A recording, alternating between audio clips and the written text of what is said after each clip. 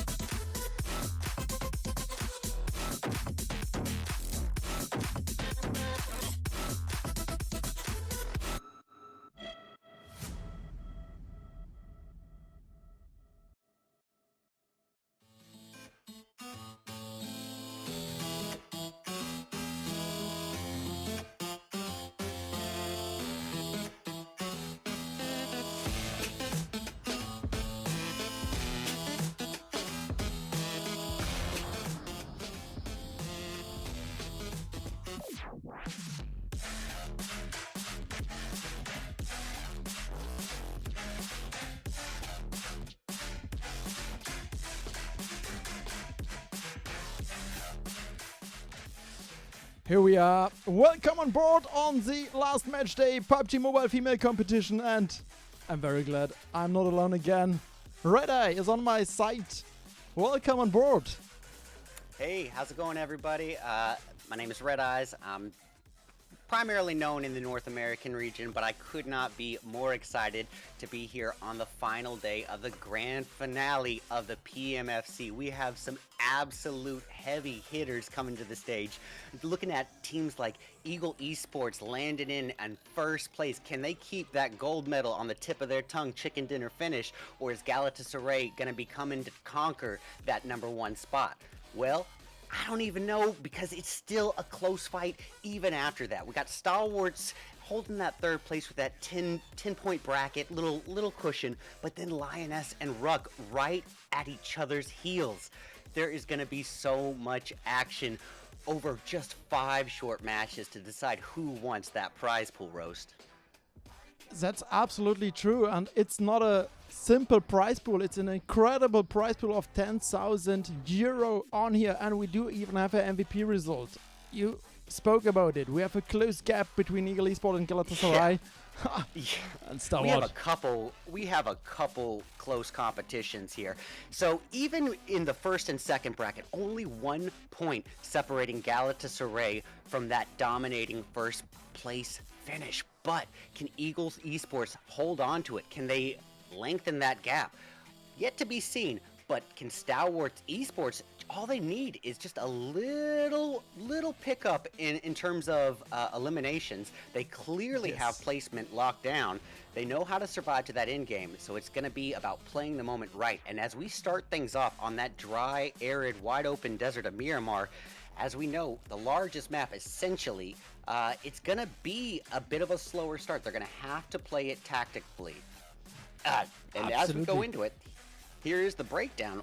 We're going to be going into the dry, open, arid desert twice today, Roast. Pick up your water bottle. You're going to need it on Miramar. We will have a long flight in here. Yeah, stay hydrated. Maybe cook a tea or something. Sanok will provide a lot of bushes again. And we have Erangel on here only 1 time today. Yeah. That's a shadow. But I think you know what's nice about this is that everybody is pretty familiarized with Erangel at this point. It was the first map ever introduced to PUBG, but everyone has it down. They know the good hills, the divots, they have the geography down pat. But now that we're doing multiple Miramars, which is a whole different battlefield, you know, that dry, open, arid desert has a lot of space, geographical space between some of these buildings. So it could lead to a bit of a slower entry, maybe a slower first half of the match. But it could, if in that case, culminate in a more action-packed and climactic mid or end game. So these players are going to have to play with patience in the wind.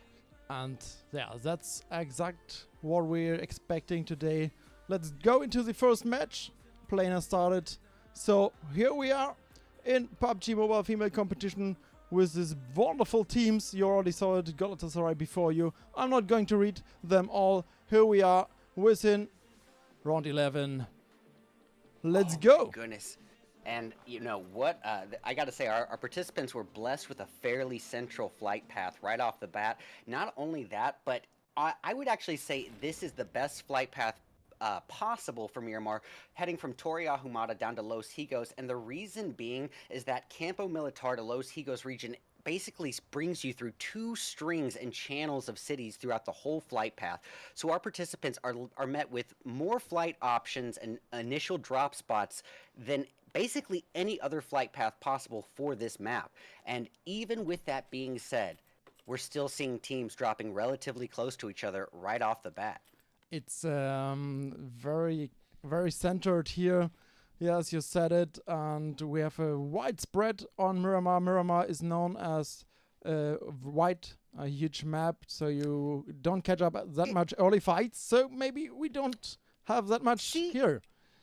Now this is the thing. I always say it's the largest map in the game. Technically, it's an 8x8, just like Erangel. But look at how much less occupancy of water there is on Miramar. So realistically, this is the largest map, and still we are seeing an little initial cluster between Ruck and it looks to be Inception.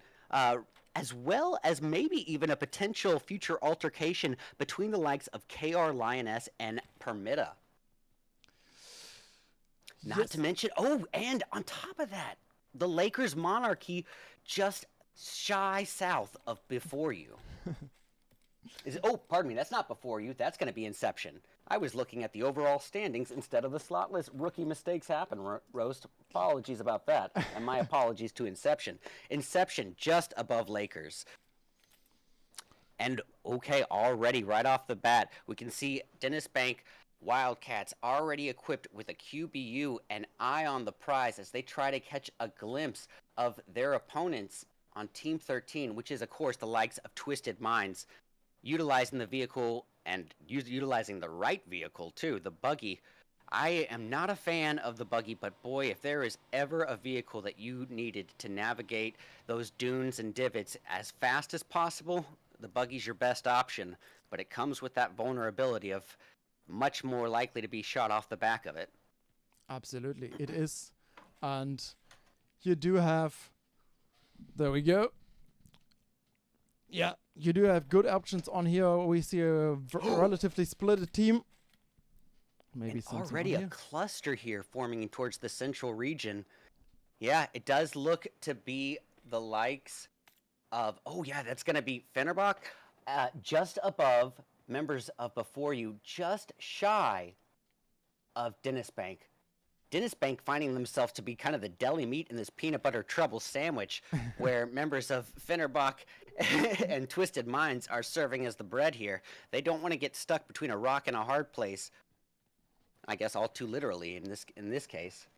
And everyone want to have a little loot for the next party. Now, it is important to note that yes, you know, we are seeing a little cluster between Inception and the Lakers and Los Leones, but as it is, take it all in context, because Los Leones is just an abundance of buildings. So even if you have enemies, you know, 10 to 20 feet away, you might not even have a remote clue of their whereabouts depending on their play style. If they're playing passively and waiting for you to come, it could be the surprise to end all surprises, and you definitely do not want to be taken out early game in just match 1 of 5. This is the final day, Roast. It all rides down on these 5 matches as to who wants those 10,000 euros. Absolutely, yes. And we just spoke about it yesterday. What do you think? How many teams can land in Los Leones without any fight involved? Oh, that all depends on the teams themselves and their play style. You know, if you're looking at, you know, teams like, say, right now, Eagle or Galatasaray, who have that little extra point cushion in their favor, I would expect teams like that to maybe play a little bit more aggressively initially, just because they have that little bit of slack in the rope. They are a little bit of room for afforded to error.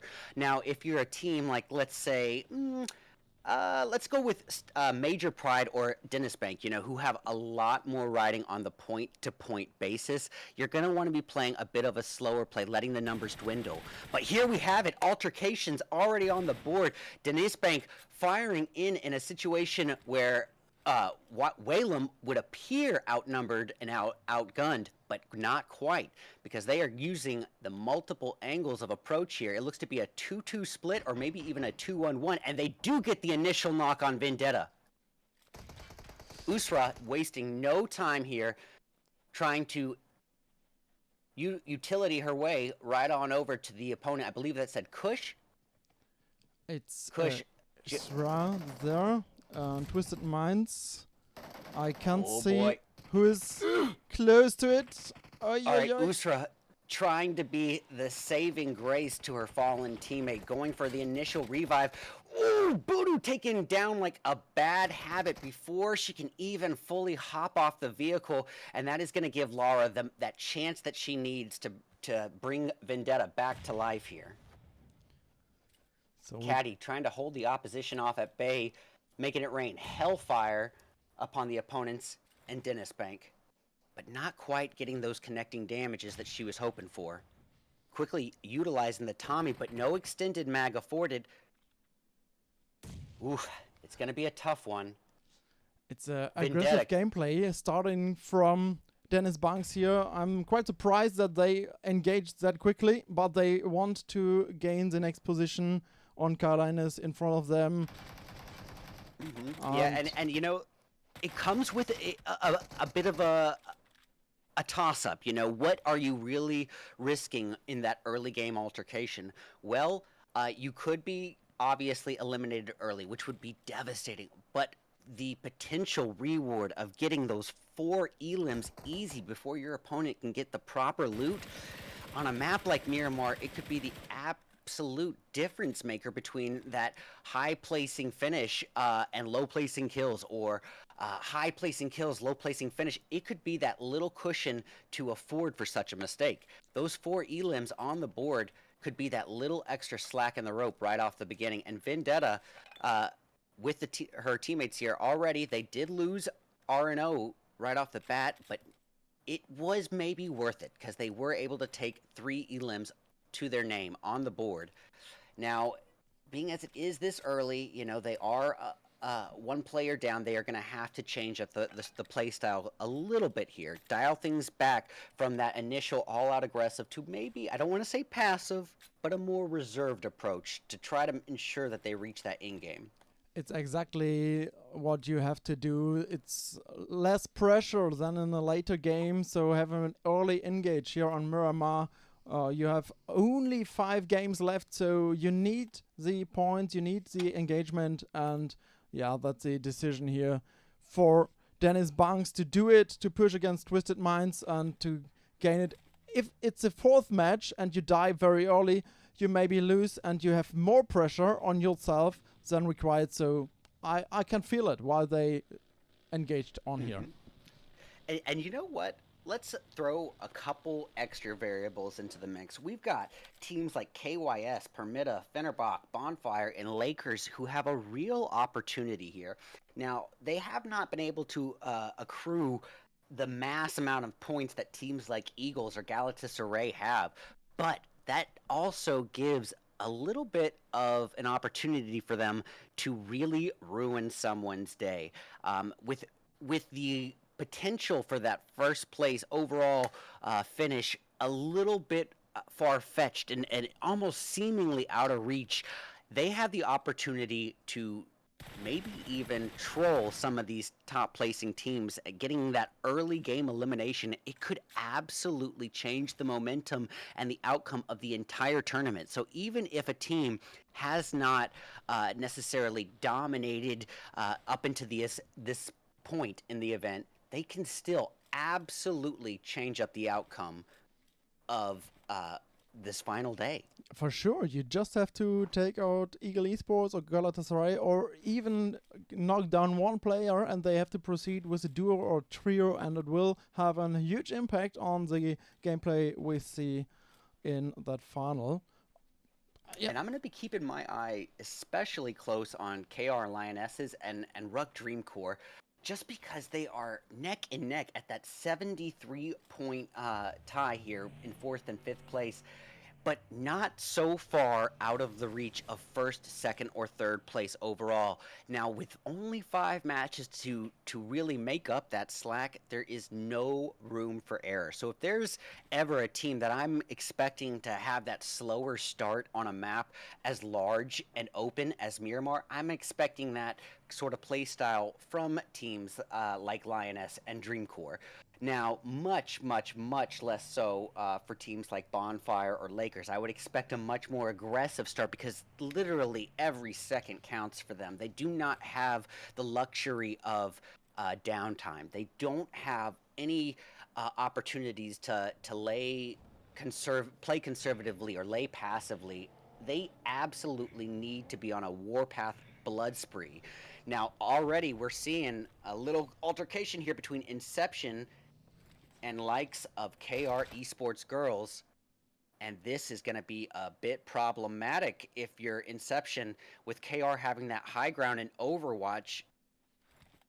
Ooh, and Edie's already taking that damage, the unnecessary damage from the vehicle. Yes. It was quite an interesting flip. I'm smiling about it, but it was unnecessary to have it if they want to engage the fight on here. Luckily, it's not that fast, so you have time to heal himself. Yeah, what a jump. Now, yeah, I am going to say it does I was actually going to say I was a little disappointed that the KR Esports girls did not take advantage of that opportunity and really utilize that Overwatch. Oh But I yeah. stand corrected. The shots did come outbound, but just it seemed like they may have waited just a tad too long to engage on their opposition because Inception was able to relocate and get those four walls of cover at least. Blocking them from the bullet fire, and now they're going to make their great escape, rotating in a westbound orientation, trying to get out of the line of sight of the opposition of KR. Elsewhere on the playing field, I'm trying to see. Yeah, it does look like we might have a little bit of a cluster northbound, just outside of the zone. I'm thinking that's KR Lioness, close by members of Permitta. Permitta.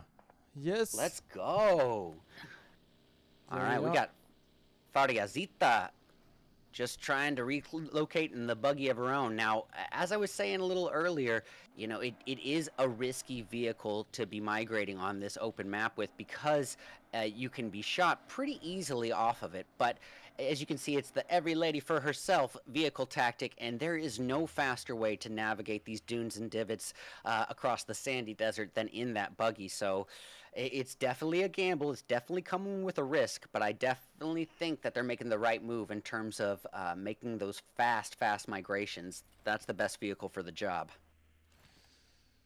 And But we are left with a little bit of downtime here, but that is, as you know, to be yeah, the nature always. of PUBG Mobile esports, and especially on a map like Miramar. With so much open territory, so much open field, yeah, we're going to have to wait for these zones to shrink a little bit, and then I'm expecting a much more action-packed and climactic mid to end game as these players have less and less real estate to claim and just have to duke it out. You can get your space to yourself in the first half, but as that zone shrinks, that option's going to go right out the window. Quite expected to have it like on the first map here for the last match day.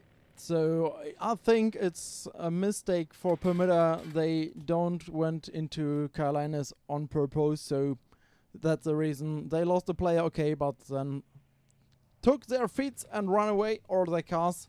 I see the point doing it. Yeah, and again, right now we're just sort of playing that waiting game, but with 67 people spread across 18 teams still up on the playing field, it's going to be a bloodbath of an end game. Yeah, it's coming until stage 4 or 5.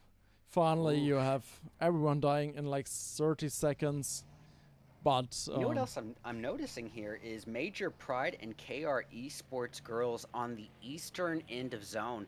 This could be interesting because it permits KR Esports girls a real opportunity to gatekeep the likes of Major Pride. Now, Major Pride, definitely a little bit more to make up for here. They're down at 12th place overall with only 38 points here on the board. It could be that much needed opportunity to really capitalize, get some extra elims on the board here, and maybe catch the opposition unawares. But it does seem to be a bit of a waiting game. They have a little bit of high ground Overwatch opportunity as well.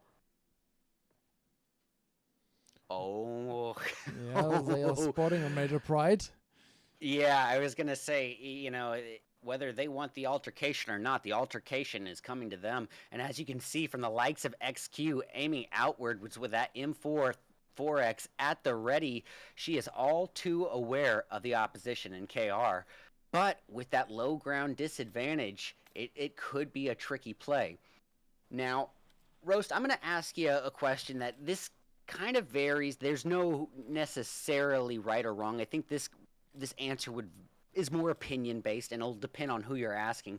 But in this case here, with the low ground supposed disadvantage, XQ still can get out of the line of fire of KR Esports just by dropping down a few feet down that divot. So it's almost the same hurdle that KR Esports has, Major Pride has. Basically, the ability to shoot and then drop immediately out of the line of fire. So what I mean by this is Major Pride gets a knock on KR Esports Girls from where they're at. Well, let's take a look at Ftune.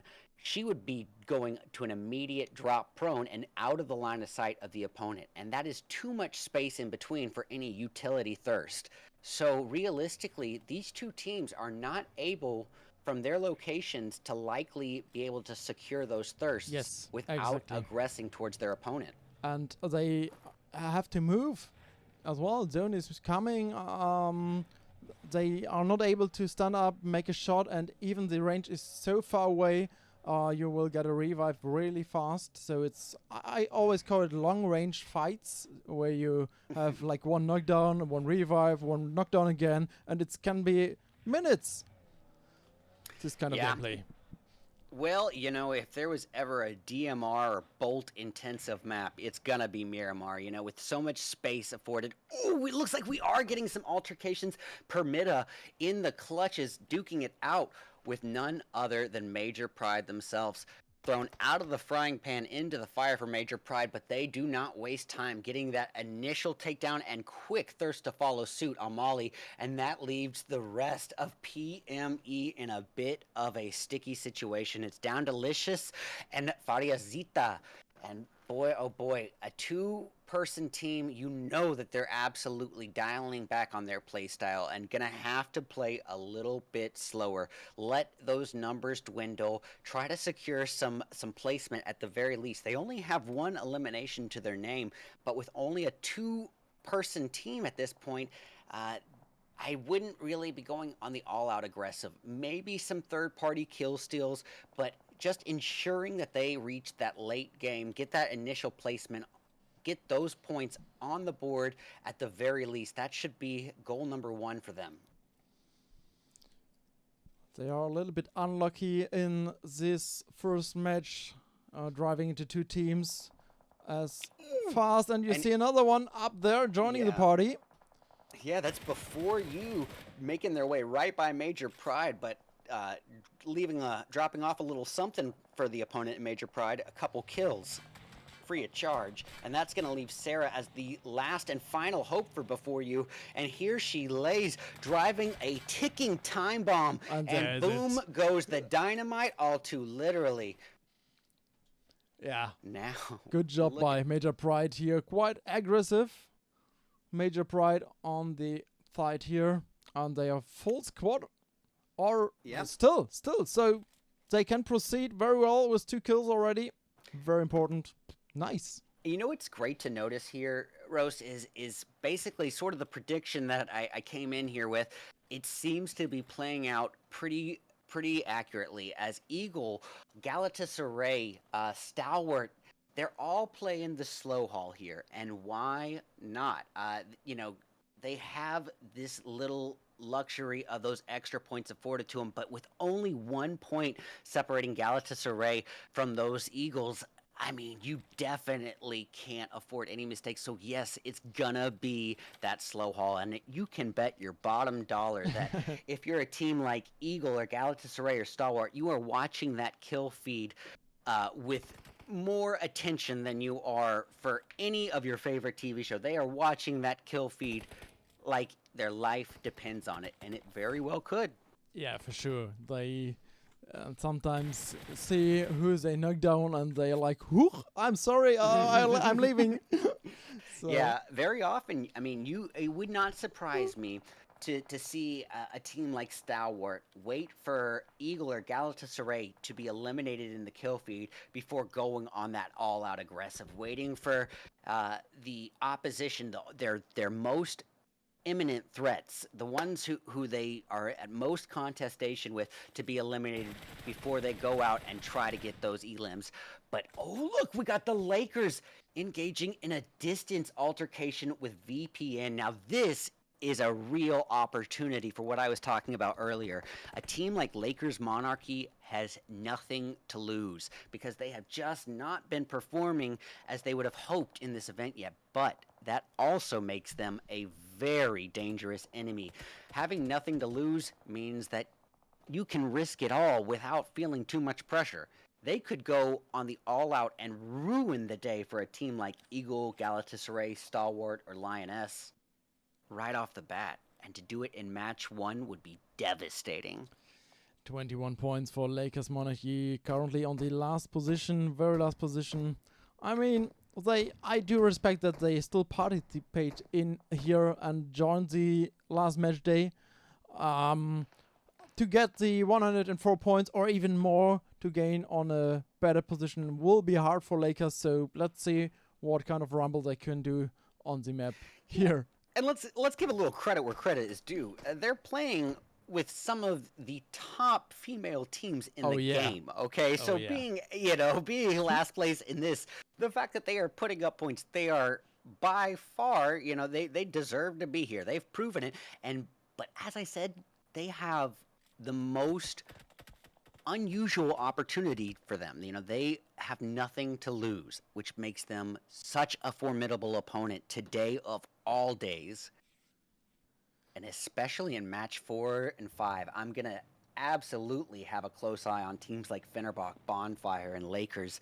And honestly, if they have any toxic grudges, against a team like Stalwarts, Galatasaray, Eagle, Lioness, Ruck, what better way to lay it out on the table than in match 4 or 5 and just cut those dreams short. And we've seen it time and time again in esports. VPN dropped like a bad habit from none other than Goddess Esports here. But retaliation dished out cold and fast by AIM with that M4 4X combo, putting a real hurtin' on Manda. Manda desperately needing to heal up and shrouding herself in a cloud of smoke, leaving it all up to her teammates Victoria and Lucy to keep the pressure on, and Lucy does not disappoint, making it rain hellfire. But dished out a little bit of revenge on her as well. So now we're left here in, what is it, a 3v2? As Asant desperately tries to secure a revive on the fallen teammate, that leaves a lot of pressure on AIM to be in charge of this Overwatch and cover fire. And oh my goodness, talk about bad luck. Being stuck in between a rock and a hard space as the third party potential for the Eagles comes in here. Now, Eagles, oh boy. Holding, it's not a third party. It's dominated. Everyone. Not who you want. Join on here. All right. Well, we got ourselves a little love triangle forming and maybe even a 4 to 5-way standoff. Mikasa coming in 3x M4 from the high ground, but taking a lot more damage than she's able to dish out. Quickly needing to heal herself back on up. And smoke is the only thing you can do here. Smoke yourself. And this is a great opportunity to go and exemplify the importance of those utilities come mid to in-game, especially on a wide open map like Miramar. When you don't have the vehicles or the high ground afforded to you, those smokes can be all that separate you from life and death. And boy, oh boy, did the KR Lionesses feel the heat as Kawaii is shot right off the vehicle. Joined there like, this is my road. I'm okay. Boom. Yeah, she was trying to be fast and furious, but not quite fast and furious enough. Lead foot, Paul Walker, but you're going to have to get by the enemy as well. Now, Victoria trying to provide some cover here for her fallen teammate Mikasa to try to secure a revive, but the Lakers coming in, not letting the pressure off, keeping the pressure just mounting, and here we see it, Akolka coming forward with a vehicle, aggressively firing away with that close quarter combat annihilator. The UMP-45 does the job it was made to do.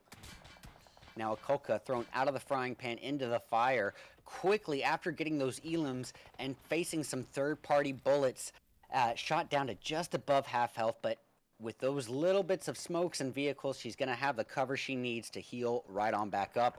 And boy, what better set of circumstances is the Eagles are now distracted by their opponents in Fenerbahce coming in. And that's going to give teams like Permita the opportunity they need to regain their health, get their boosts, reload their guns.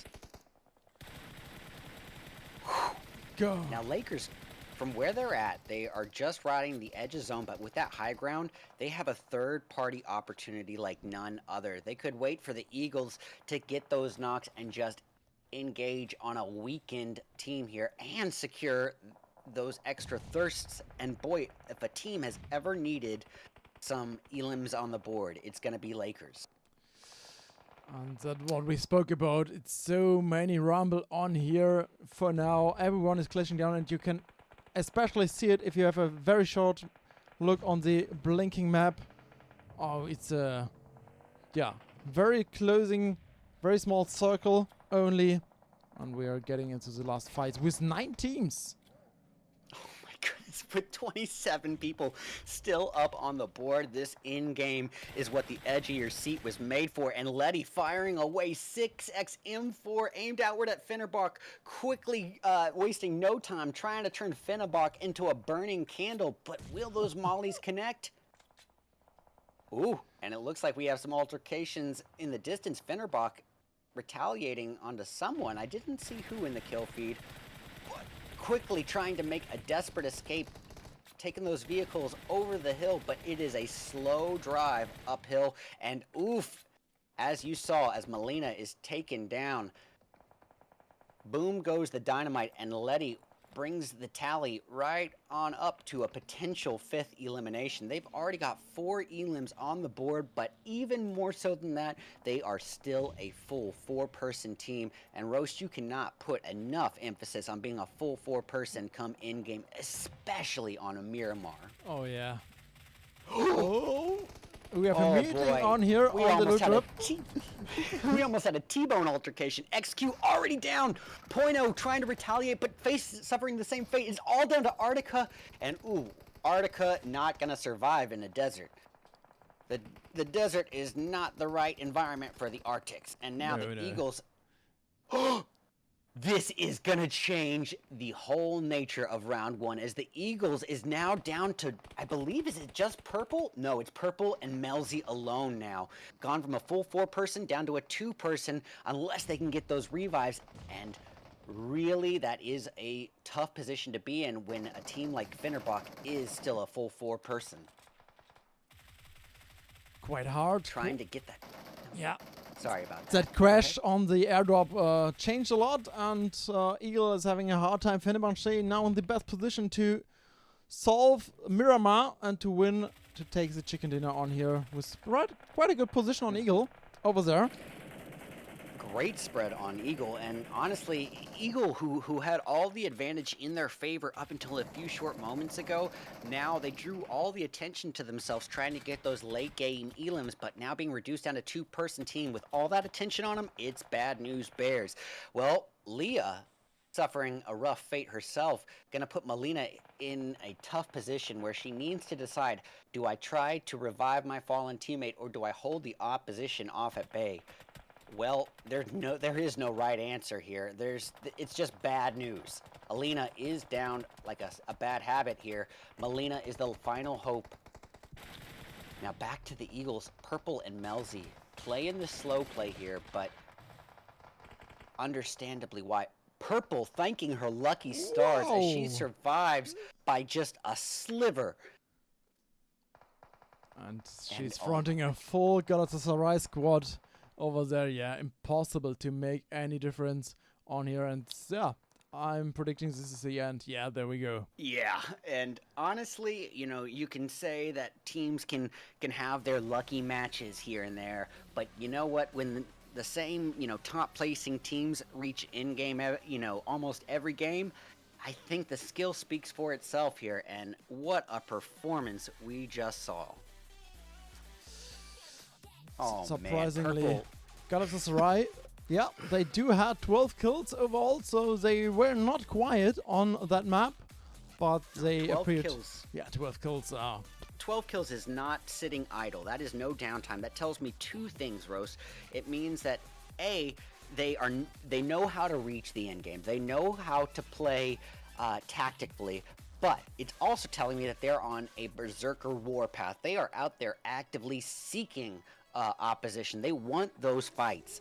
That means they are comfortable in both play styles of tactic and patience, as well as early game altercations and keeping that momentum. And honestly, this is, you know, with 12 elims and a gold medal chicken dinner on the tip of their tongue finish. That is going to put a lot of pressure on a team like the Eagles. They were only separated by 1 point before this match, but if this is not enough to bring Galatasaray up into that first place, well, I would be shocked. I'm not too good with math, but Yeah. I'm pretty sure that's more than a 1 point difference. We do have a swap on here. Yes, Galatasaray 125 points, Eagle Esport with 119, but Eagle Esport did pretty good. They do had the third position on the first match today, which is quite a good position with a lot of kills. Yeah, Galatasaray absolutely. took the chicken on here, and you have all the players of Galatasaray again with What? Toffee. Is this accurate? This is overall, so all Oh. rounds combined. You're good. I was about to say, if these numbers are real, No. wow. Goodness gracious. But look at that. They are all heavy hitters here. And you can see, even in this match alone, we've got Carly, Diff, Maddie, all putting up some heavy numbers. 34 elims total by her alone. Those numbers are... Is this 100% accurate, Roast? Yes, this is accurate alone, and you spotted it already. She is the MVP overall, so as you Yeah, well, Already spotted. well, deservingly so. With 29 elims overall up to this point, she has been keeping this momentum Yeah. throughout the entirety of this event, it sounds like. There is a clear, distinct outlier even amongst the top performing teams here. 34 elims, that's quite a gap between herself and the remainder of the entire playing field, I'd bet. That is a unusually high number and a very impressive performance. absolutely, yeah. The image is well known to us. We saw it in the past days a lot, and she's always on top of her team and on top of the lobby, dominating everything and taking a kill out of every match, every fight possible. So yeah, let's see. It's very important. So we will have a MVP prize pool: 300 euro for the first position, 200 for the second, and 100 for the third. So yeah, that screen is quite important. Yeah, and you know, this was just match 1 of 5, that wide open air desert, but the ladies are going to have a chance to correct whatever errors were made in round 1 as they have a second Miramar ahead of them later on. But coming up next, it's going to be a complete change in tactics and playstyle. Why? Because we're going to have the Rumble in the Jungle, I believe. Is that correct? Are we going in to that lush condensed forest of Sandhawk moving in next, Roast? Is that correct? Yes, absolutely. And we quite expect some action within the trees in a Yeah, so- second. Yeah. That's going to be a huge difference between Miramar. It's night and day, apples and oranges. Sandhawk being the smallest map we're working with, but on top of that, with so much natural cover to take, you could be dealing with snakes in the grass right next to you and not even know it. But look at that point dispersion. Galatasaray just dominating match 11. They have made Miramar their specialty here, and I'm very curious to see if they can maintain that momentum in a completely different geography like Sandhawk. Sure, we will get some action, and that's the point for now. We can have a quick look on the top 5 eliminations on Miramar, but I expect Eagle on here. Yeah, here we go. Of course. And Lakers Yeah. did a great job. The underdog overall. Lakers Futaba. Nice one for elimination. My point. That's my point. Exactly what I was saying. What is more dangerous than someone who has nothing to lose? Nothing. That is, I would say Lakers, Bonfire, and Finnerbach, they have the opportunity to be as reckless as they want to here, and that makes them by far, especially in matches 4 and 5 today, some teams that I'm going to be keeping an extra close eye on. That was really impressive performance on her end, and I love to see that effort, never giving up, doesn't matter where you're placing overall in the tournament. You're here to gain the experience, to better yourselves as teams, and to play amongst the best of the best. And the Lakers show, and that's exactly what they came to do. And that sort of sportsmanship also going to show exactly why they belong in competitions at this level, because they're here to be a formidable threat right till the end. Absolutely, yes. And I'm very happy to see them in the next round. In a few minutes, up from that, we will have some highlights real quick. And we are back in somewhat 2-3 minutes for the next match. See you!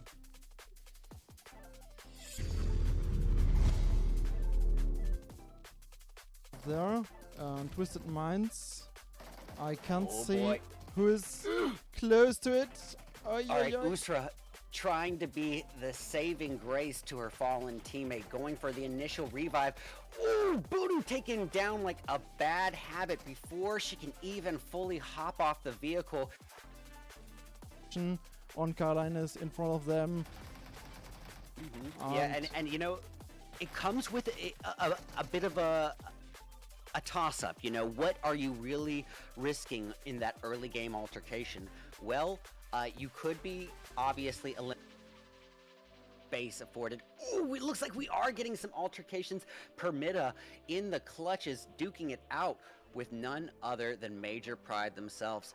Thrown out of the frying pan into the fire for Major Pride, but they do not waste time getting that initial takedown and quick thirst to follow suit on Molly. Pride, but dropping off a little something for the opponent in Major Pride, a couple kills.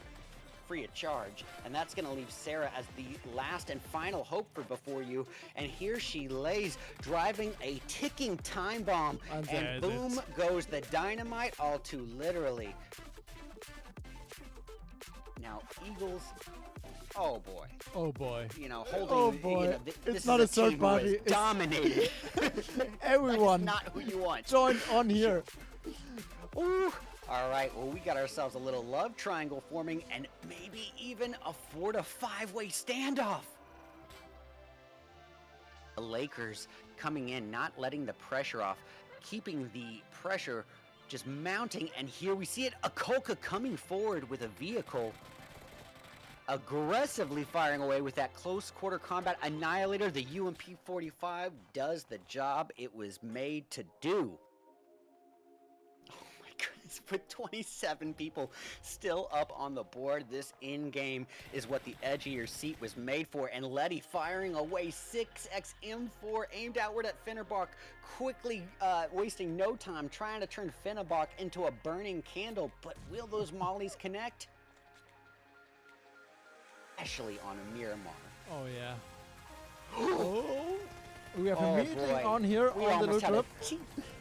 We almost had a T-bone altercation. XQ already down. Poino trying to retaliate, but suffering the same fate. Is all down to Arctica. And ooh, Arctica not gonna survive in the desert.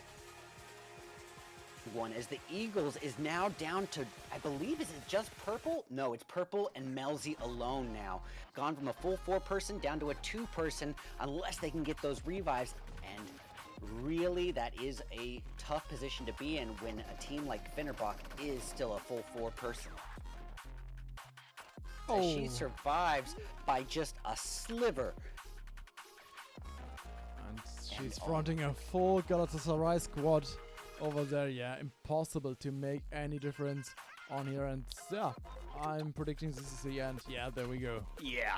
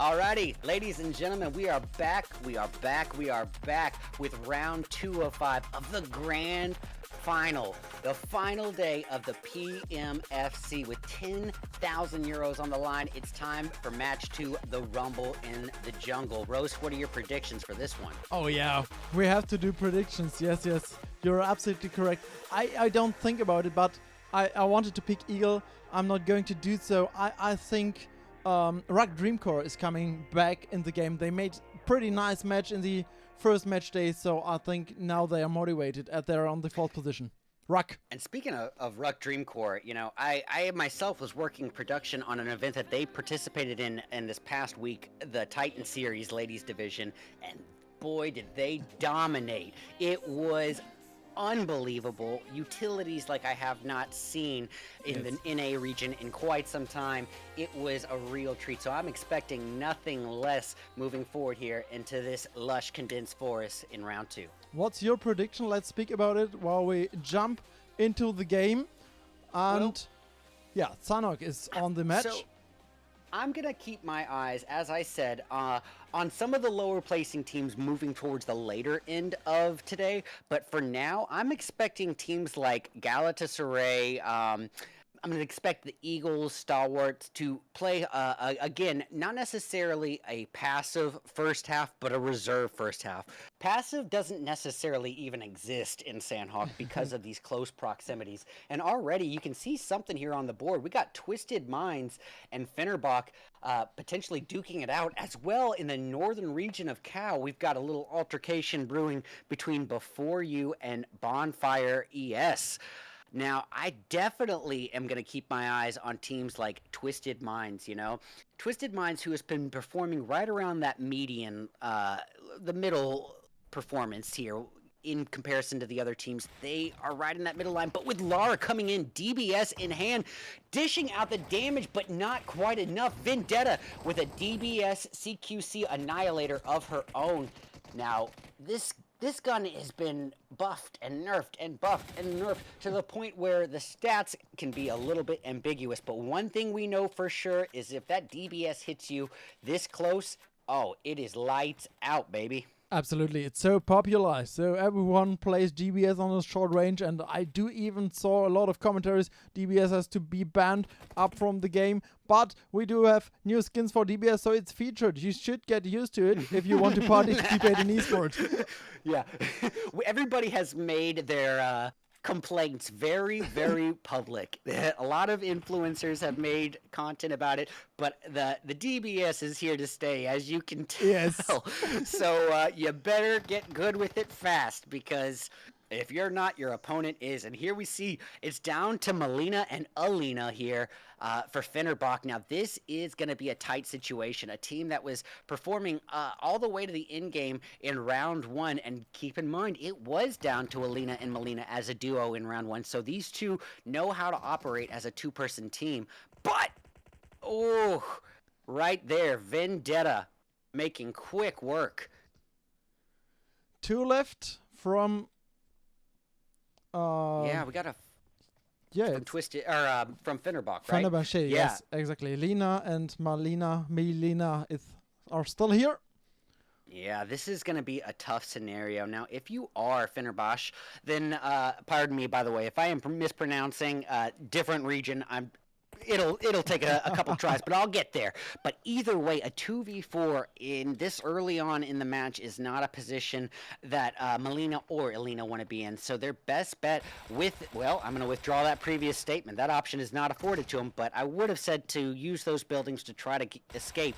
But there's no chance of that now, as Melina is stuck in a 1v4 scenario, and it's quick work, outnumbered, outwomaned, and outgunned. And Twisted Minds works their first 4 kills on the board, and on top of that, Roche, they didn't lose a single lady in the process. They are still a full 4-person team. This is a Twisted Minds I was hoping to see. Absolutely. 4 kills for them, and Fenerbahce, unfortunately, out on position 18. Now they left the game, and I do remember we had the same situation yesterday on Paynan with Twisted Minds, so it's one of their favorite drop spot, and they did it again, facing the enemy here.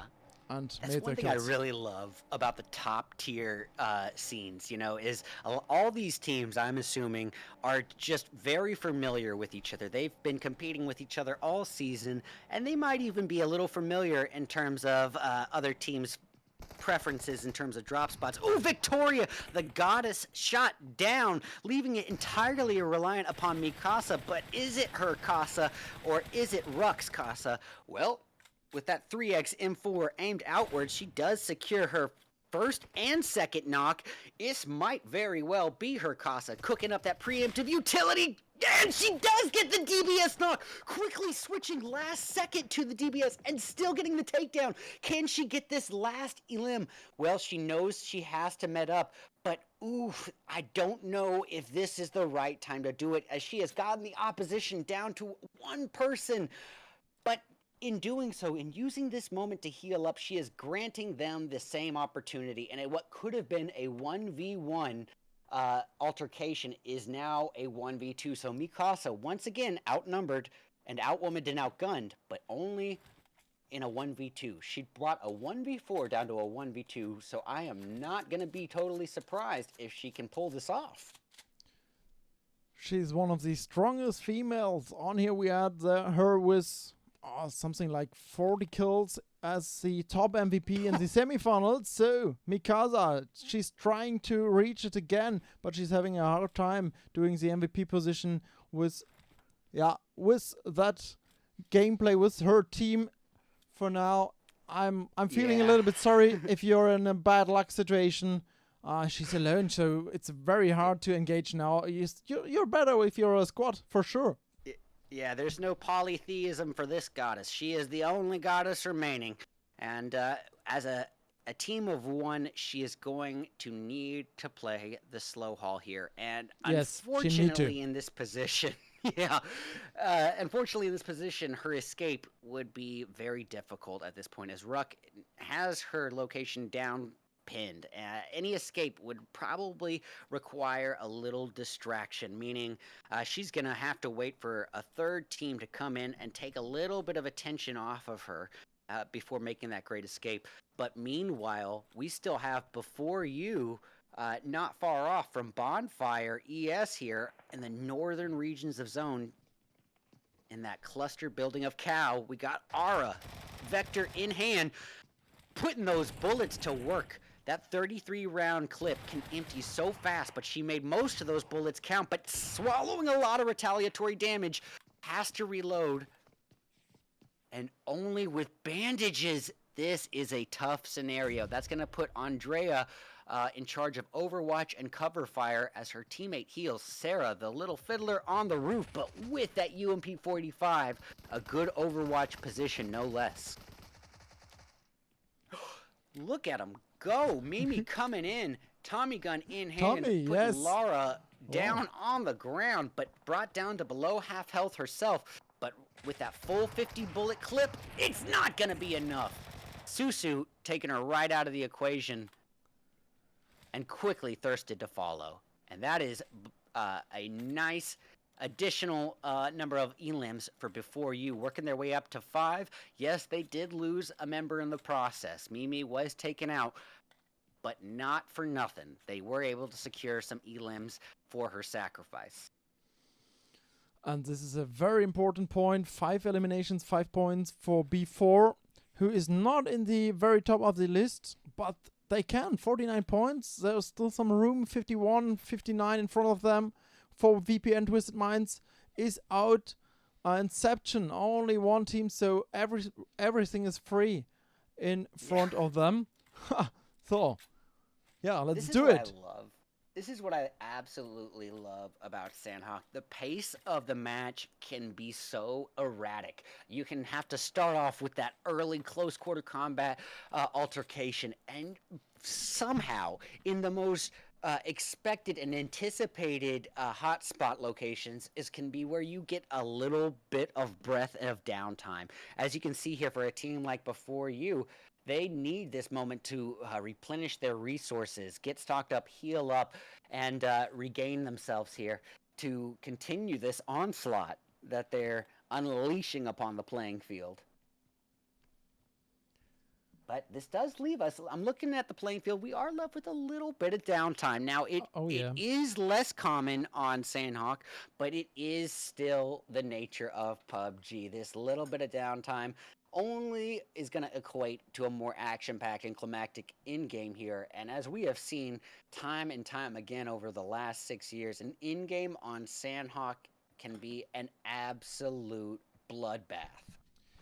It's time to take a breath, time to see who is left on the battlefield, who is left on what position, so we can prepare for the next rotation in 23 seconds. Stage 1 is almost complete, and we have 15 teams left with 51 players here, which is quite enough to proceed with a very interesting game. And you know what? I may have seen incorrectly, but I believe when you hit that map view, I think that Mikasa of Goddess is still holding the same building right across the street from Ruck. Now, I was talking about needing a third party to come in to give her her great escape. It might just come in the shape and form of either Twisted Minds or potentially from Inception. Inception on the right-hand side. Yeah, and I mean, it's yet to be seen, but Ruck, give them credit where credit is due. Ruck not taking the bait. They are not falling for the tempting route of just pushing outwards onto Mikasa, who they, in their favor, they do outnumber her. The push would make sense, but with how Ruck has been, performing, this is a team with so much skill who came in today at 5th place, tied on a point-to-point basis with 4th place at 73. They have so much on the line here. They're not going to risk it, and I am all for it. It just shows how serious they're taking the event and how much they want their shot at that 10,000 euro prize pool, Roast. Imagine if they knew that they're lying close to each other. They're just waiting for the next rotation, and Ruck. Well, hey, I mean, if you're going to expect to see snakes somewhere, where more so appropriate than the jungle? Oh, yeah. Why? Why not? Yeah, I mean, well, here is, I'm believing that is saying Bianca. It's a little blurry on my end, but yes. Bianca firing outwards, trying to get a little bit of damage onto KYS Virtue, and it does look like a little bit of damage is done.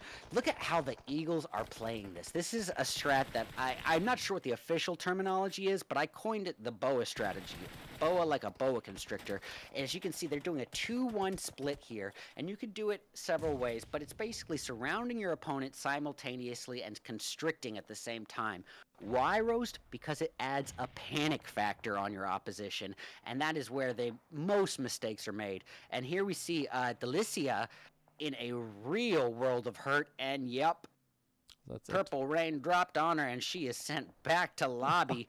The Eagles gonna fly off with even more elims. They already got 2 elims on the board, carrying onwards as a full 4-piece, just performing at a top-tier level. They do. 2 kills, and they do want to catch up with Galatasaray on the 1st position. I'm very sure they had a nice match day yesterday, and yeah, they're very aggressive on every fight. I was just gonna ask, imagine what it was like after the last match yesterday for a team like Eagle Esports and Galatasaray when only 1 point total separated them. Eagles, they have that little feeling, that little slight weight off their shoulders. Oh yeah, we finished the day in 1st, but they can't really let out that breath of relief because you breathe wrong and you're knocked down to silver, brought back down to 2nd place, and that's exactly what happened. Galatasaray just waited, bided their time, and capitalized, and now Eagles hoping to do a little bit of the same here in round 2.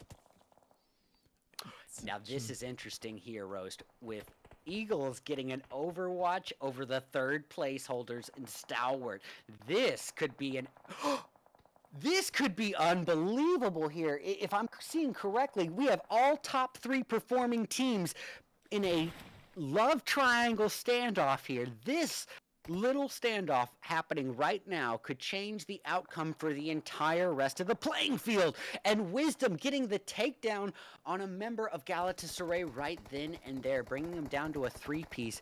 Now, if you are any other team here, especially like KR Lioness, Ruck Dream Core, or Goddess, you are watching that kill feed like it is your favorite TV show, like crazy. You are waiting to see those top performing teams sent back to lobby. And then, if they are, you can expect to see a change in strategy, especially for teams like Lioness and Ruck, who I would expect to go a little bit more aggressive if Galatasaray, Eagle, or Stalwart is eliminated. If you have the top notch of the table eliminated, this brings other teams the opportunity to close the gap in between. But for now, yeah, I do love that we have the top teams fight into each other. They do not kill a underdog, if you call it that way, out of Sunhawk. And you know what? Even more so than that, the fact that they're not bowing out. So after the first knock, they basically had a pretty good lay of the land on who they were facing off against. Now, often in other regions, that's when you'll see some of the top performing teams, bow out so they don't have to risk altercations with some of their most formidable opponents. But not here. All three teams out for blood. And here, we're seeing Melzi aimed outward, M4 3X, trying to catch a good line of sight on Major Pride, but the geography of Sandhawk is the biggest hurdle to conquer. With so much cover afforded to you anywhere you go, you got the trees, you got the boulders, and even when the buildings aren't there, you can basically go prone anywhere and have at least some grass cover. This is a dangerous map, but especially for any sort of distance altercations, trying to get that line of sight on your opponent, it's going to be much trickier. We do have stage 3, 1 minute 30 seconds to go, almost, and yeah, Mikasa still alive, Twisted Minds close there, we thought in the map. STE up in the north, you have Galatasaray still at boot camp. Perimeter from the east. This is going to be a bit of a hurdle here for a team like KYS Virtue. Or, you know what? Even for the Eagles, it does put them between a rock and a hard place. They are the deli meat and the peanut butter and trouble sandwich, and the deli bread is going to be, of course, Stalwart, KYS Virtue, as well as KR Esports Girls. And nobody's enforced to engage for now, though we see a lot of waiting. That's to be expected, I'd say. Given the layout and the spread. And we are reaching the concluding portion of Stage 3. So, yeah, these next few minutes is when the most extreme decline in player count is going to happen. Most of these eliminations, this player count is going to go from 44 down to probably about half in, let's say, the next 3 to 3.5 minutes. And so realistically, these players holding down the fort, just laying low, letting the numbers dwindle, it makes sense just for a short period. And then using this time to heal up, med up, get whatever ammo they need, and prepare themselves for an absolute onslaught of a Sandhawk in-game. We're building a Speaking of just replenishing, that's what we're seeing right now from the KR Esports Girls, as F-Tone is giving herself that preliminary boost, getting that last little chunk of health filled back up, and now with Hopeful in the passenger seat, it's time to head out in that Christmas Jeep. The lights are on, and the Christmas spirit is here. Yes. Looks like they were going to be driving southbound towards the opposition in Permita. Yeah, no, just driving right into him. What?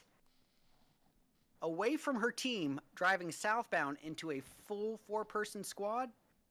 Yep, and that is exactly what we saw. That quick 180. Node realized the error. She saw the mistake and said, you know what? I'm going to do a U-turn. I'm okay. I'm fine.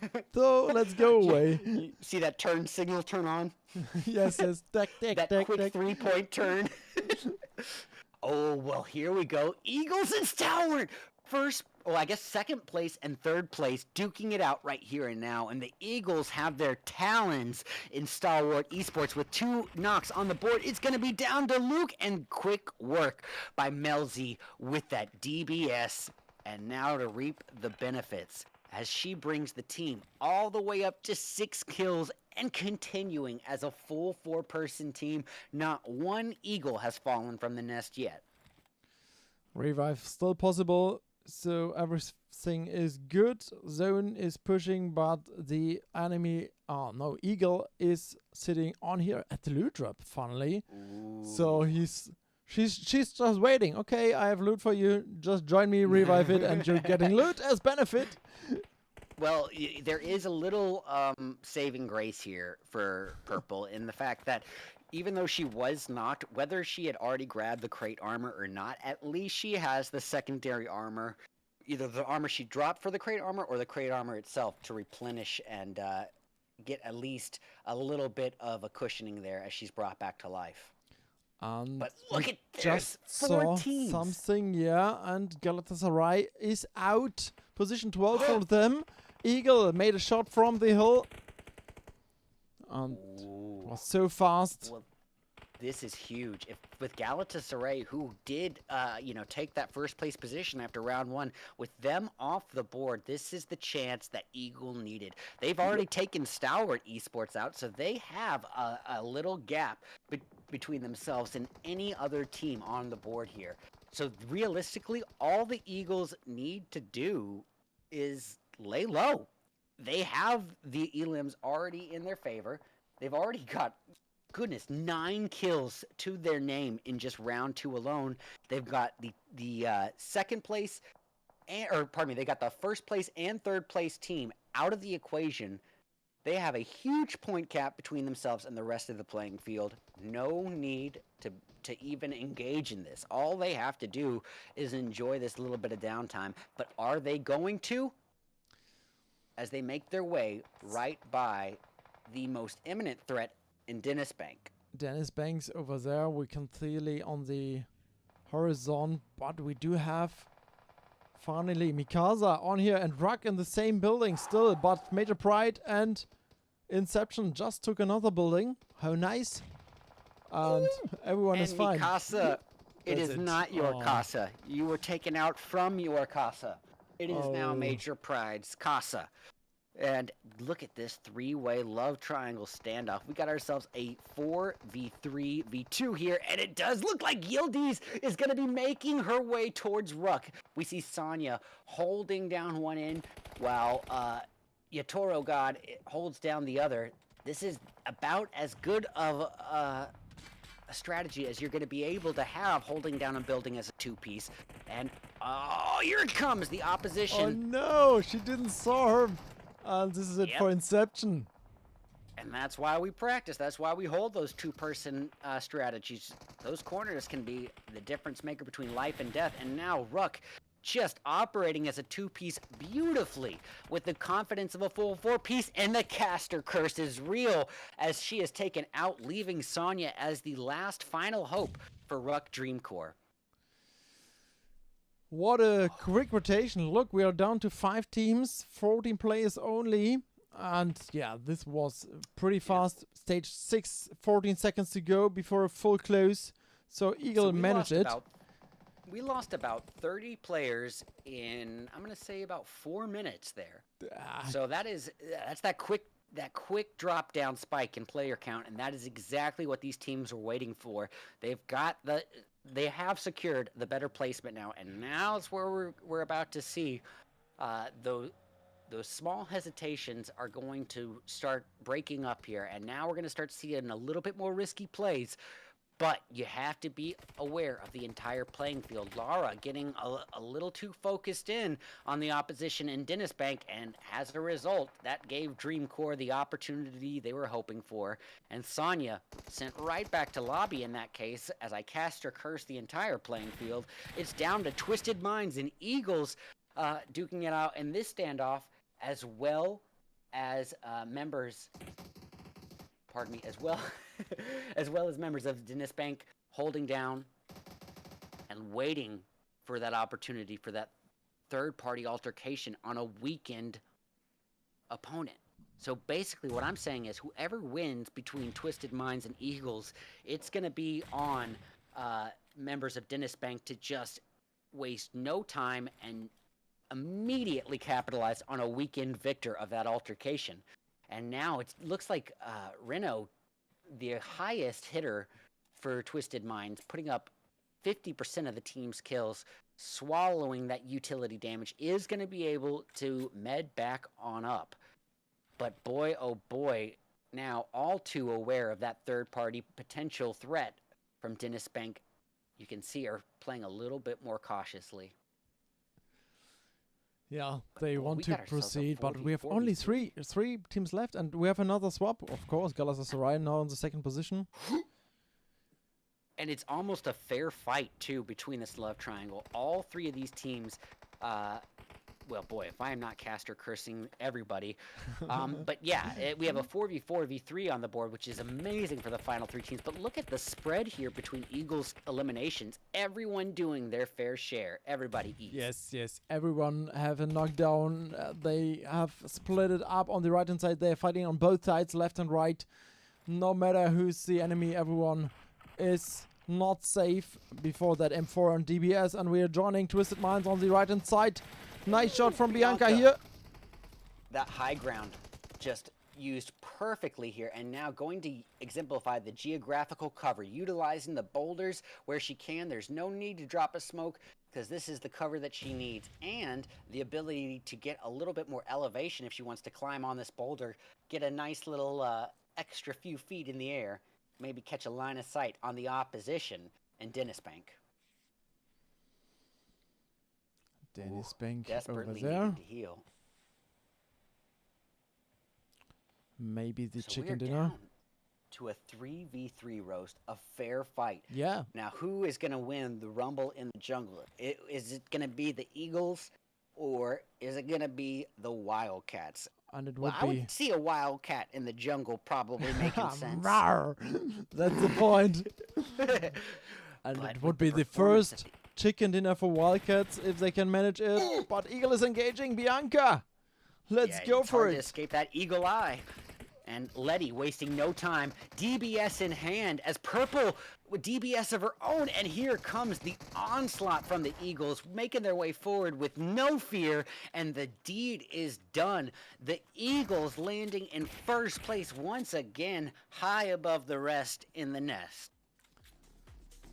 And there we have it. And I want everyone else to know, I hear that these dad jokes are corny. I want y'all to know I hear it too, and I'm cringing on my end, but I can't stop. It's an addiction, so I'm sorry, but the dad jokes stay. It's fine. We are here for entertaining. And I want you all to know that I'm also cringing just a little bit when I say it, but it's still happening. But what a performance, you know. There seemed to be, you know, every match is different. You know, different geography means different play styles. What worked so well on the wide, dry, open, arid desert of Miramar may not be the ticket for that lush, condensed forest here like Sandhawk, but you know, we are still seeing some consistent variables, and one of which being the Eagles at endgame. Eagle Esports winner. And this is the not only the chicken dinner, but the first position for them again. Mm-hmm. That's right. They had their title stripped of them after round one, but they said, that's all right. You can have our title for maybe 30 minutes. We'll let you borrow it and give you the confidence boost, and then we'll just go ahead and take it back. And look at Letty just coming up with no fear. Purple had her 6, had her back, and the DBS does. Close quarter combat, no forgiveness. And look at this damage. The damage distribution amongst these ladies is almost equal. Yeah. 800, 750, 815, 600. You know what that tells me, Roast? It means that not one of these ladies is a conservative player. They're not relying on the different strategies of having 3 aggressors and 1 person hanging back in case things get bad. No. Each one of these girls is a heavy hitter. and out for blood, actively seeking those fights. And as you can tell from the damage, they're winning. That's absolutely true. And it's so important. You cannot win such tournament with one MVP only carrying the whole game. You have to spread the damage, the kills, everything over the team, and you cannot share it like, you're doing a kill, you're doing a kill. Everyone has to take their part out of the match, and if you see a team like this, which is even, this is the reason they are on the first position at the moment. Yeah. And on a match as fast-paced as Sandhawk, there really is no room for that downtime. And as you can see, they actively came here with a mission of ruining 17 the playing eliminations. field's day. What the fuck? Yeah. Oh, yeah. Yeah, numbers like that don't lie. When you get into the double digits alone, even breaking past that 10-point elim barrier as a team, even if the kill count isn't significantly impressive, a double-digit kill count is huge for any team, but 17 is a game changer. And look here, 9 elims on the board with 15 points total. That's not bad work for one match. But Twisted Minds, 18 on the board, 13 elims. Wow. Yeah, that's a change of pace if I've ever seen one. That's Twisted Minds performing right around the middle of the playing field, holding just right around 10th or 11th when they started the day, coming in here with match 1 and 2, guns a-blazing, and it paid off in spades here on Sandhawk. But look at it. What a graph. I feel a little bit sorry for all the teams. But yeah, that's what it is. Eagle dominated it. Twisted Minds take their part of the match. And before, congratulations on the very end of the bar here with 5 eliminations. You did a well job. And I'm very happy that we have a little spread in here. Inception took something as well. But, for a team like KY Virtue, I mean, a lot of ground to make up, a whole lot of ground. Same for PME, Major Pride. If this graph is correct, it not really showing a lot of progress here in round 2. So that's going to leave only 3 matches to make up for that slack. And we'll have to wait and see. But as we move forward, correct me if I'm wrong, but is it time for our one Erangel of the day? It's the only one Erangel of the day. And we're going. This is going to be interesting because this is, obviously, as we said at the beginning of the day, the first match introduced to the game. So it should be the geography most familiarized for the participants. It should be the one they're most comfortable on. So I would expect to see some of the biggest, most intense plays here in round 3, especially since you only have one shot at it today before moving back into that desert. And this is something I'm curious to see. This is something I do love about the PMFC, about this tournament. We usually have a simple spread like Erangel Miramar, Sandhawk, or something like this, and we do have a wild map spread over the tournament here. We had changes all over the match days, so starting with Miramar is not common, and it's very interesting to see, and also to have 2 Miramars on here. I love it. I've been commentating Erangel matches, for I guess 4 to 5 years myself, and it's, as any commentator can tell you, it's the map that is played the most, and so any change of pace to take the participants out of that comfort zone, I am all on board for. So, we are set with everything. I think. have not been invited yet into the match. Yeah, we will take care of it now. Okay, I thought you were saying, I'm not in like there. You were saying like you were about to start it. No. No. We're good. So, Well, ladies and gentlemen, so we have seen our participants on the first map here, the dry, open, arid desert, before we migrated to that lush, condensed forest. Now it's time to change up to the first bit of geography ever introduced to the game as we move into Erangel for round 3 of 5 of the PUBG Mobile PMFC Grand Finals. And look at those overall standings. boy, oh boy, what started off the day neck and neck at each other's heels, you know, between 103 and 100 points. Well, the Eagles are soaring now. They started flapping the wings and got their momentum going. Now look at this 21-point gap over the second place holders in Galatasaray. Quite impressive, yes. It's a huge gap, and I'm sure Galatasaray will not be quiet. They are so motivated. They have so much fans in here on the stream cheering for their team, as well as all the other fans in the stream chat. Keep supporting them.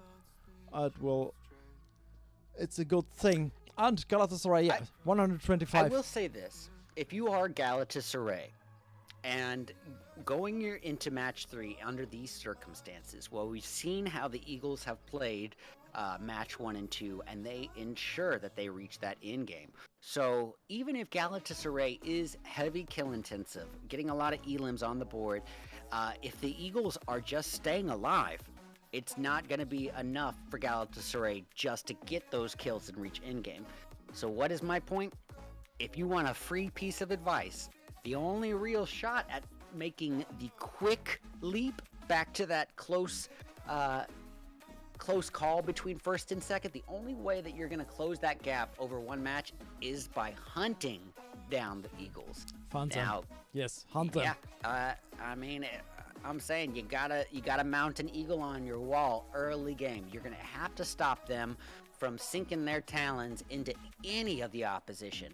It doesn't matter if they're going after other teams. If they're getting their eliminations, it is detrimental to Galatasaray. You gotta be out for blood, and this to get back to first place, to taste that chicken dinner on the tip of your tongue, it's gonna take a little bit of toxicity.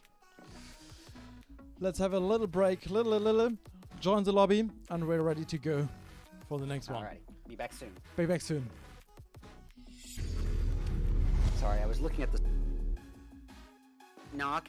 This might very well be her Casa cooking up that preemptive utility, and she does get the DBS knock. Quickly switching last second to the DBS and still getting the takedown. Can she get this last elim?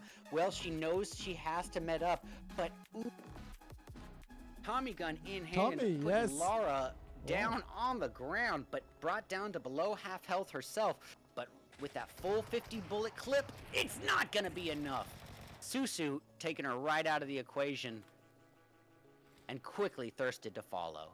And that is now, and the Eagles have their talons in Stalwart Esports with 2 knocks on the board. It's going to be down to Luke, and quick work by Melzi with that DBS. And now to reap the benefits as she brings the team all the way up to 6 kills and it holds down the other. This is about as good of a strategy as you're going to be able to have, holding down and building as a 2-piece. And oh, here it comes, the opposition. Oh no, she didn't saw her. And this is it for Inception. Oh, she didn't saw her. And this is it for Inception. And that's why we practice. That's why we hold those 2-person strategies. Those corners can be the difference maker between life and death. And now Ruck just operating as a 2-piece beautifully. The right hand side, they're fighting on both sides, left and right. No matter who's the enemy, everyone is not safe before that M4 on DBS. And we are joining Twisted Minds on the right hand side. Nice shot from Bianca here. That high ground just used perfectly here, and now going to exemplify the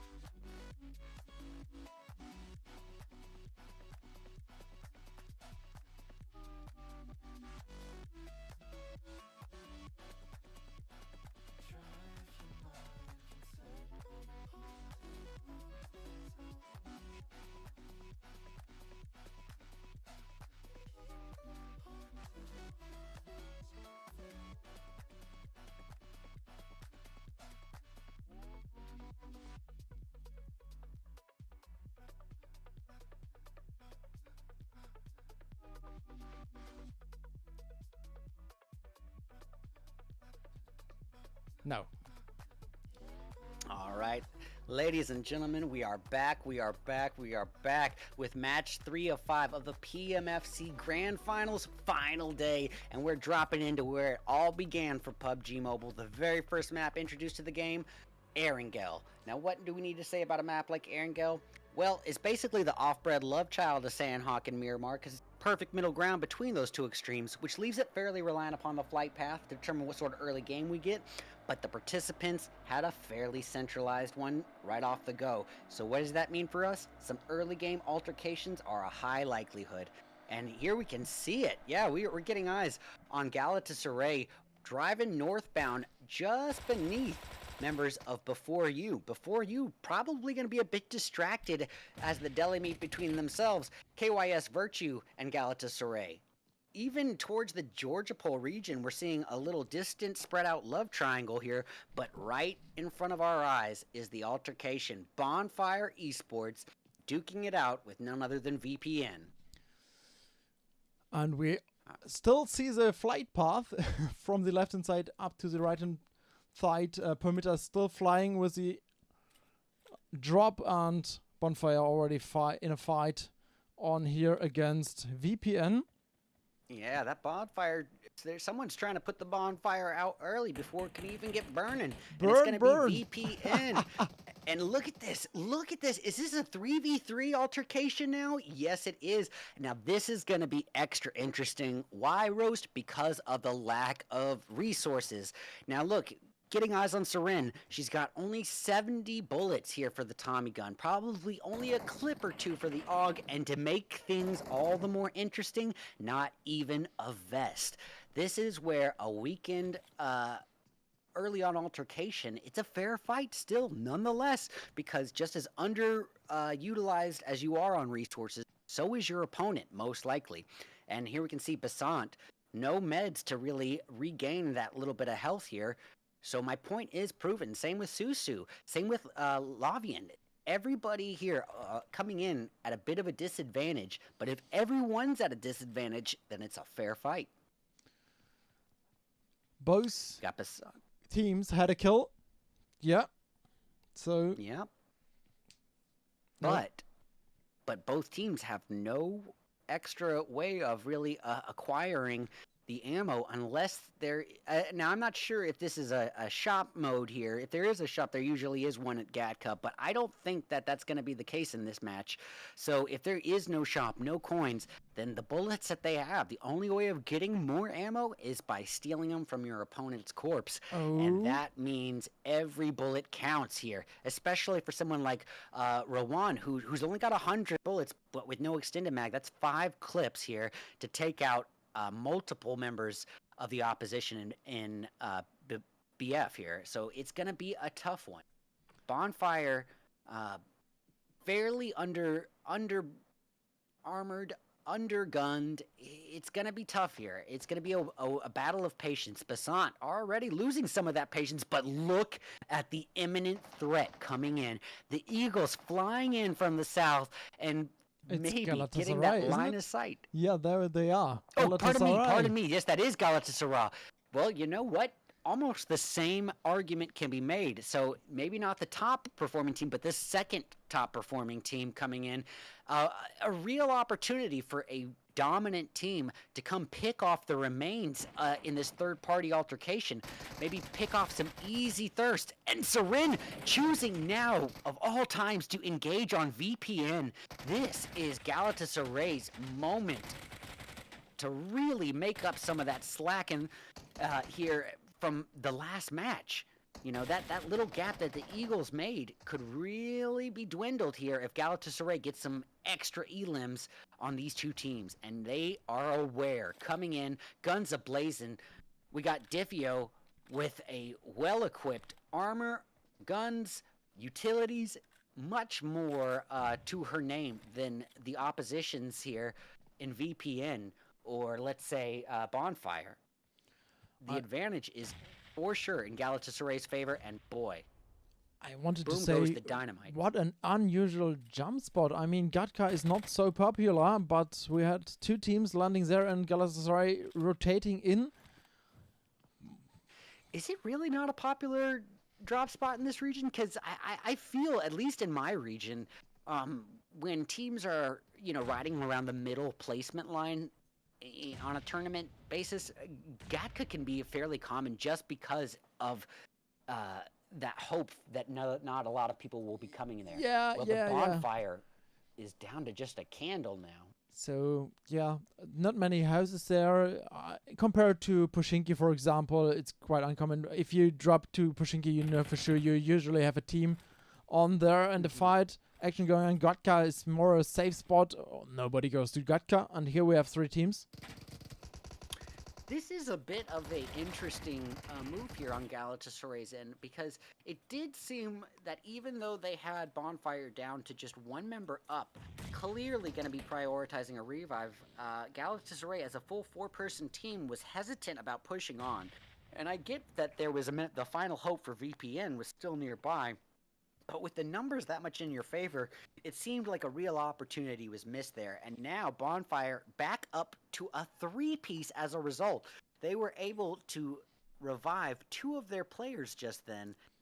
That almost seems like a wasted opportunity. But again, but what? for a Look, team- 16 only. 16 ammo. No health, no medic, no nades, nothing. Only a helmet and a gun with 16 and a 4 scope. even more reason to Oh. engage on Bonfire.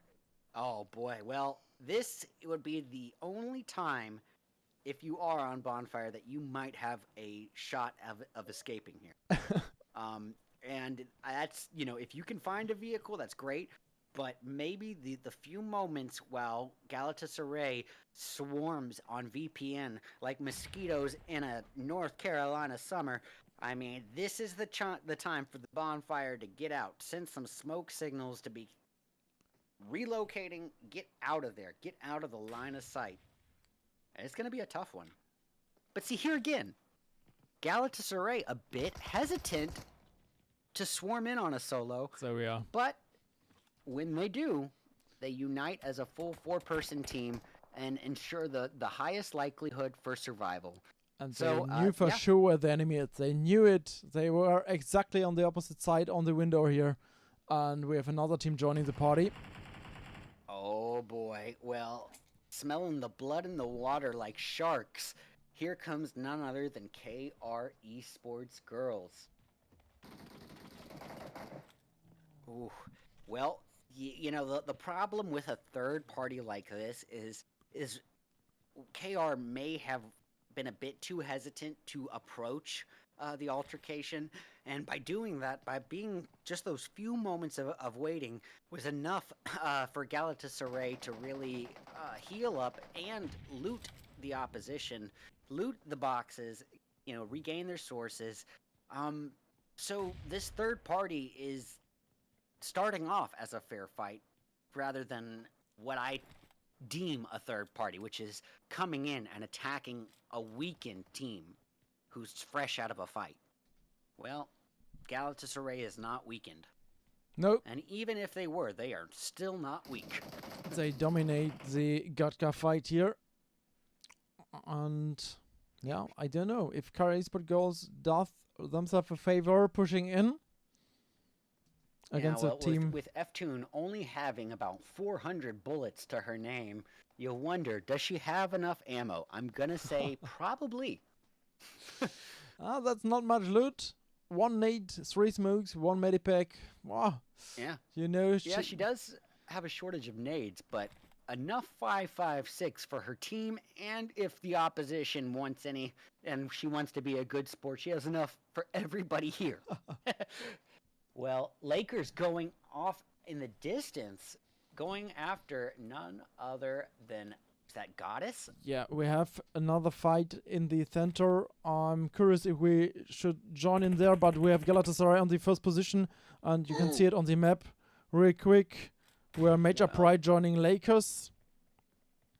This is going to be huge here on the main screen as KR comes in. No, trying to make it rain hellfire on Galatasaray.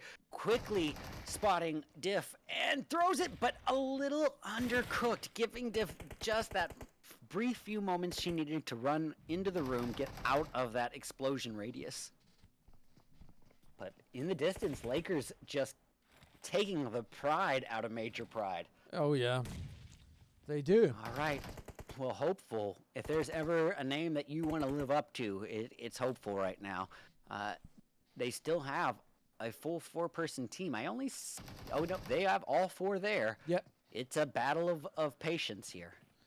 And they are both in blue zone now, pushing them. This is the first knockdown for Galatasaray. This is the time to strike before any potential revives. And Hopeful is cooking up smoke is something. It's going to be a nice. trick shot. Boom! Bravo! Oh my goodness! That was some Harlem Globetrotter fancy trick shot right there off the corner of the window sill. Beautifully thrown. You know that it's going on in the highlight section. For sure. And if you're a content creator, that is a cue to hit the clip button. That one is a nade for social media. Well, Galatasaray really kind of bit the curb on this one. What should have been a easy for the Pickens fight here. They had a full 4-person team with all the resources in the world after that fight from their enemies. It's a really unfortunate situation to see that they got picked off one by one.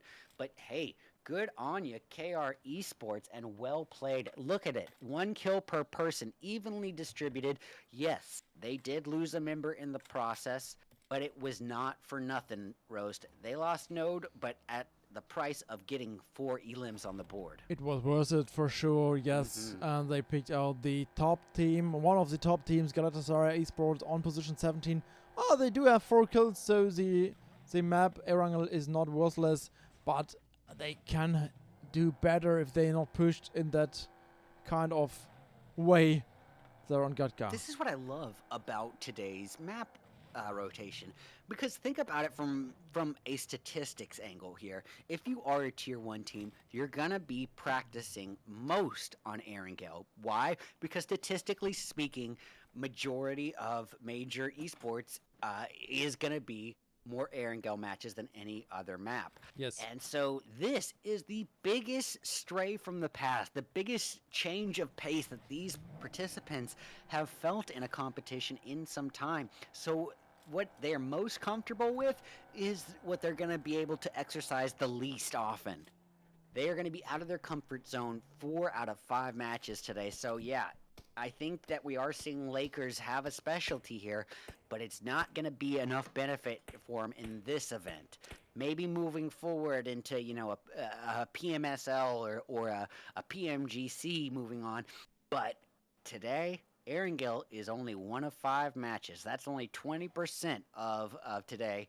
And it's not going to be enough. You're going to have to be able to find your comfort in Miramar as well. And as well as Sandhawk. Exactly what we spoke about before. You're even out of your comfort zone as you have to start with Miramar. Yeah, usually you start with Erangel, you have your safe spot, you land, it's business as usual. But today, Miramar, let's go. Point. Yeah, but just starting off the day with the map that has the most open space in the game and the most sniper intensive, that is definitely a change of pace. This is what we're so used to seeing our players dipping their feet in the water with, kind of warming up into.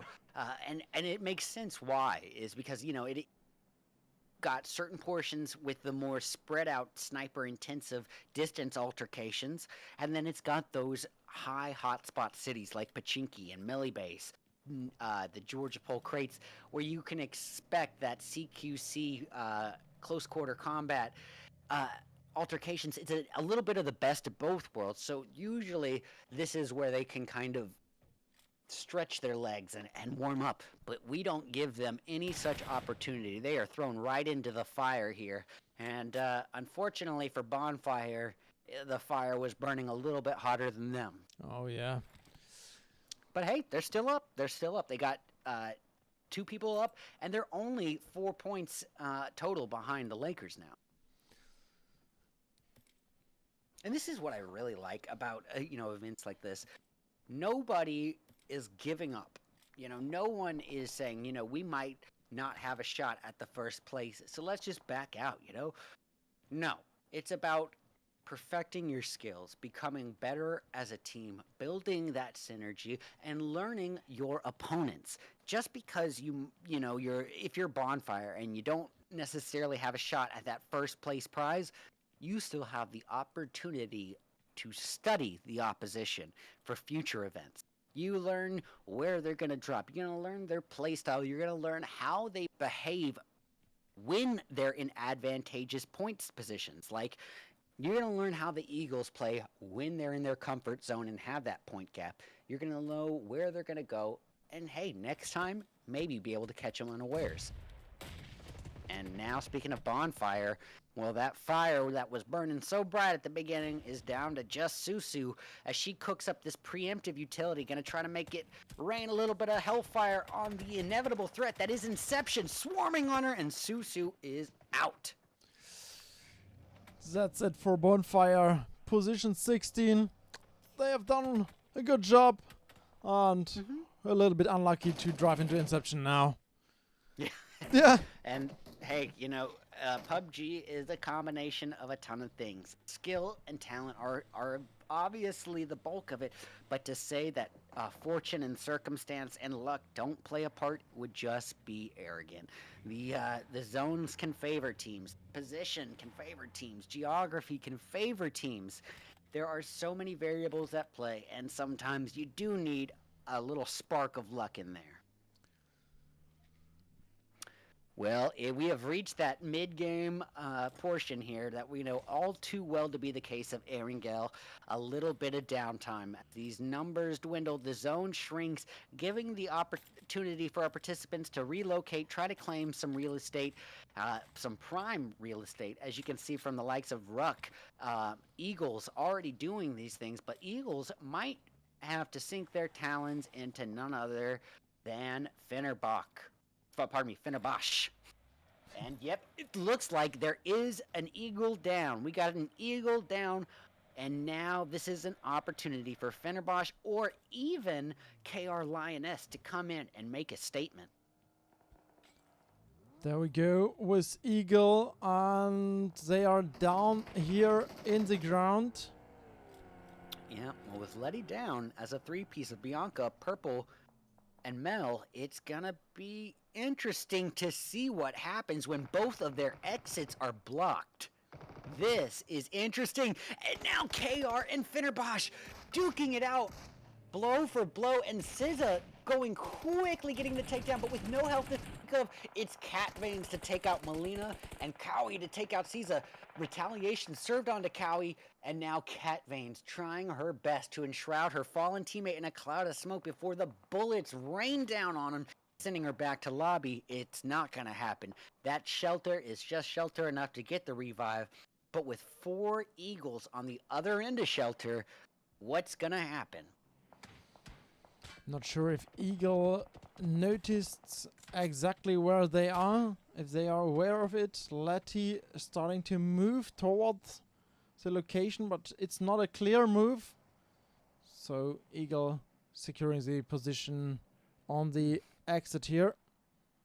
This is going to be a tough spot for the Eagles, just sandwiched in between the KR Lioness crew as well as Lakers Monarchy.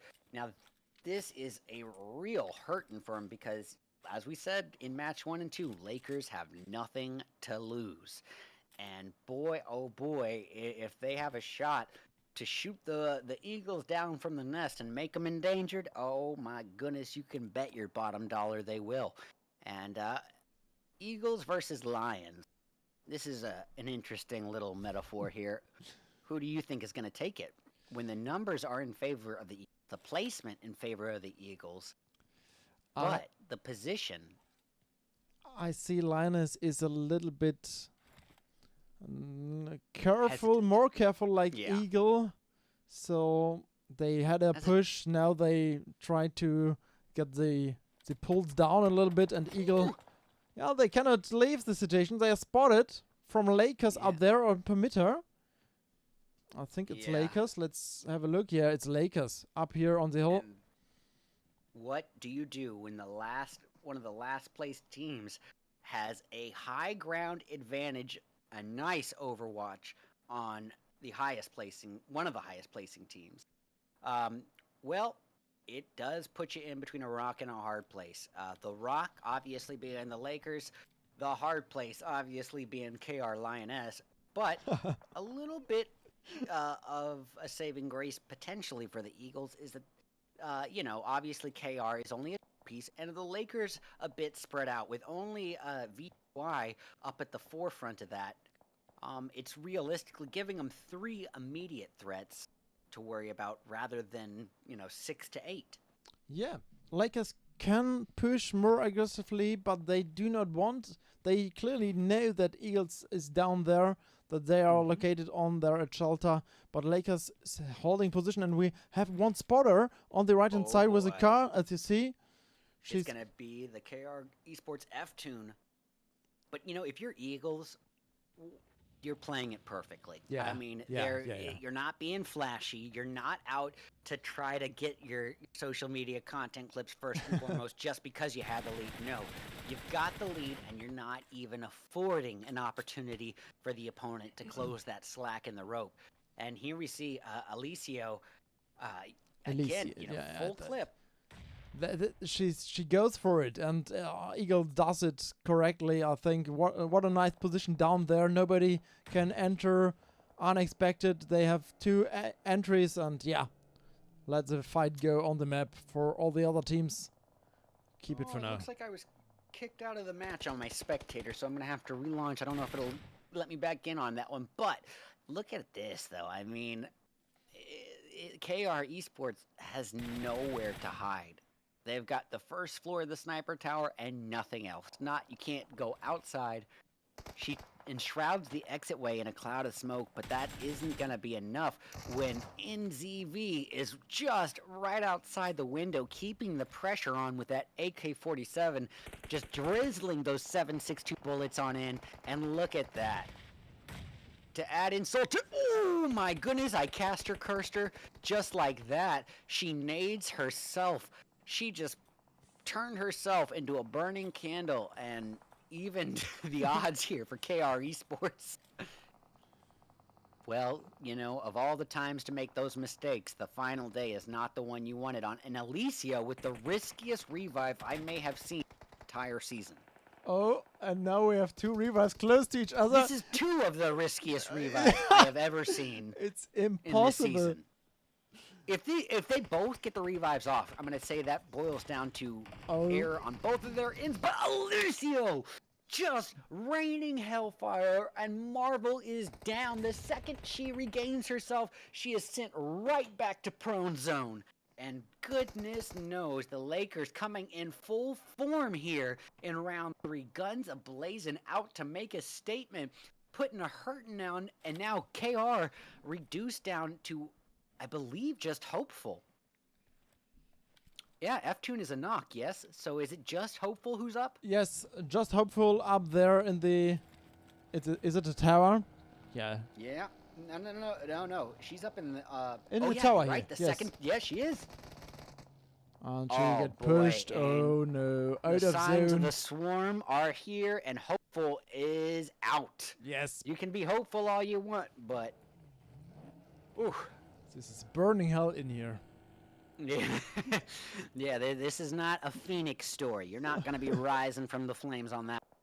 And now, just like that, reduced down to 35 people spread across just 10 teams here. And looks like we have another altercation on the board on the west end of zone, as before you prepares to face off against KR Lioness, with members of Ruck coming in from the outside of zone and members of Eagles working their way into zone from the south. That's the point This here. is going to be interesting. Rock. I don't know how I feel about that rotation from Ruck. I agree that the 2-1-1 split is a good move. I agree that the rotation is important. I'm just not so sure that rotation shouldn't have been fired on by members of KR or Eagles. I'm surprised that it didn't, but either way, Ruck gets to where they need to go. And now, in a 2-2 split, putting the pressure on the Eagles, trapping them in their nest, the shelter. giving them literally nowhere to escape. The other exit is blocked by KR Lioness. Yeah, and there's a lot of going on that downside of the map. Yeah, Eagle down the here. Lakers. Car error before trying to enter on the other side. Ruck. Well, how fitting. The Lakers putting up some Kobe nades off in the distance. Goodness knows, 9 teams, 30 people in a small zone where, if you take a look at the map, the only building cover afforded to our participants is right here in Shelter. Aside from that, it is a wide open playing field where hiding spots are all boiled down to geography and smokes.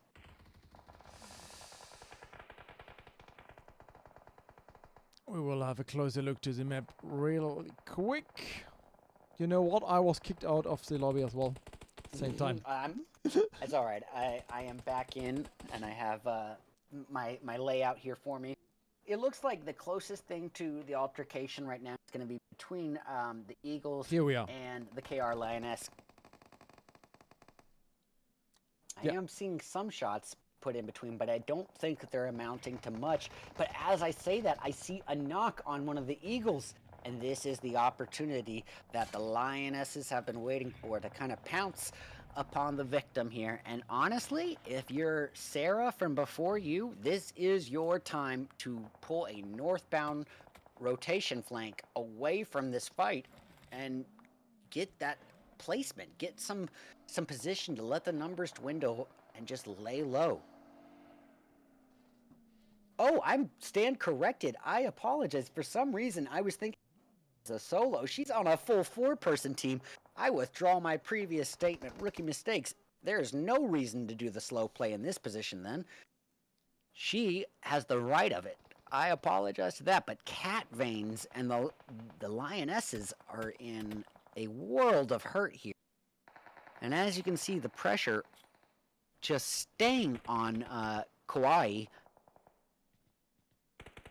She is taken down to just above half health, needing to prioritize a little bit of healing up before this inevitable push from Ruck Esports into Shelter happens.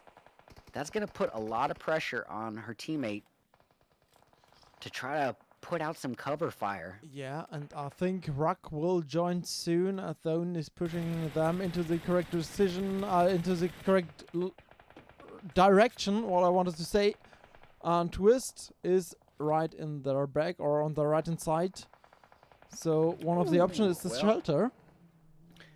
Laura got a little twisted up herself as she is brought down to the ground. Now Ruck, as a full 4-person team, they do have Yater down, and now the caster curse as Tanova and Sonya go down. It's all upon the rose. Can the rose bloom here? And it is put out. It is wilted at the hands of Twisted Minds' Kadi. Kadi trying to work her way into zone, battling the blue zone. No one has a higher KD than that blue zone. She does escape the clutches, and now RNO with the high ground, utilizing the nade perfectly without even the line of sight. She just goes off sound and instincts and takes Licious right down to the ground. Just throwing an onslaught, a hailstorm of utilities to follow, trying to get that spray and pray nade to finish Licious off. Ooh, well played. Well played. I do love to see before in that endgame and Permitter. Both strong teams and both deserve to gain the top 4. Twisted Minds in here. This is the Twisted Minds Oh, I yeah. was wanting to see the entire grand finals. I mean, coming out 10 kills, guns a-blazing, on the all-out aggressive on the in-game. They were capable of this from the get-go, and I think it came down to a matter of nerves and momentum as to why they weren't doing this before. But you know what? It's now or never, and they know it. And look at Vendetta on a absolute vendetta of her own, turning the opposition into some bowling pins as she just runs them over. Look at this. There is no time for error or hesitancy here. Twisted Minds knows it, and they've already added 2 more elims on the board since I started my rant about them. And now RNO 6x M4 overwatching onto the remainder of has to be aware of the outlying circumstance, which is the final hope for KR Esports girls, Cowie. And Cowie just sucking up that blue juice, trying to pull a heel strat. There we are. You're not coming back in zone. Down in here. You're not making it back in zone. But with 14 first aids, you know, you rarely do see the heel strat implemented on a map like Erangel. You know, it seems to be the Sandhawk strat, but this is maybe going to pay out. You know, you're not going to survive any longer. She's planning on doing, actually. No, it's down to just 2 teams, so, yes, I think she's just saying, hey, I'm still here. Hello, hello. I'm alive, and Twisted Minds is this doing is the some party me here. time. Yeah, Twisted Minds here to celebrate. They know at this point that the opposition has to be in shelter. There's nowhere for her to hide here in this open field, so they know that this dub is in the bag. And the Twisted Minds, well, the minds are intelligent, very much so, and in full effect with some high IQ plays come match 3 as they take that dub with 14 elims to their name. That is a first place finish, I believe 10 points on the board elims wise, plus 14 elims. That is a huge leap forward for just one match.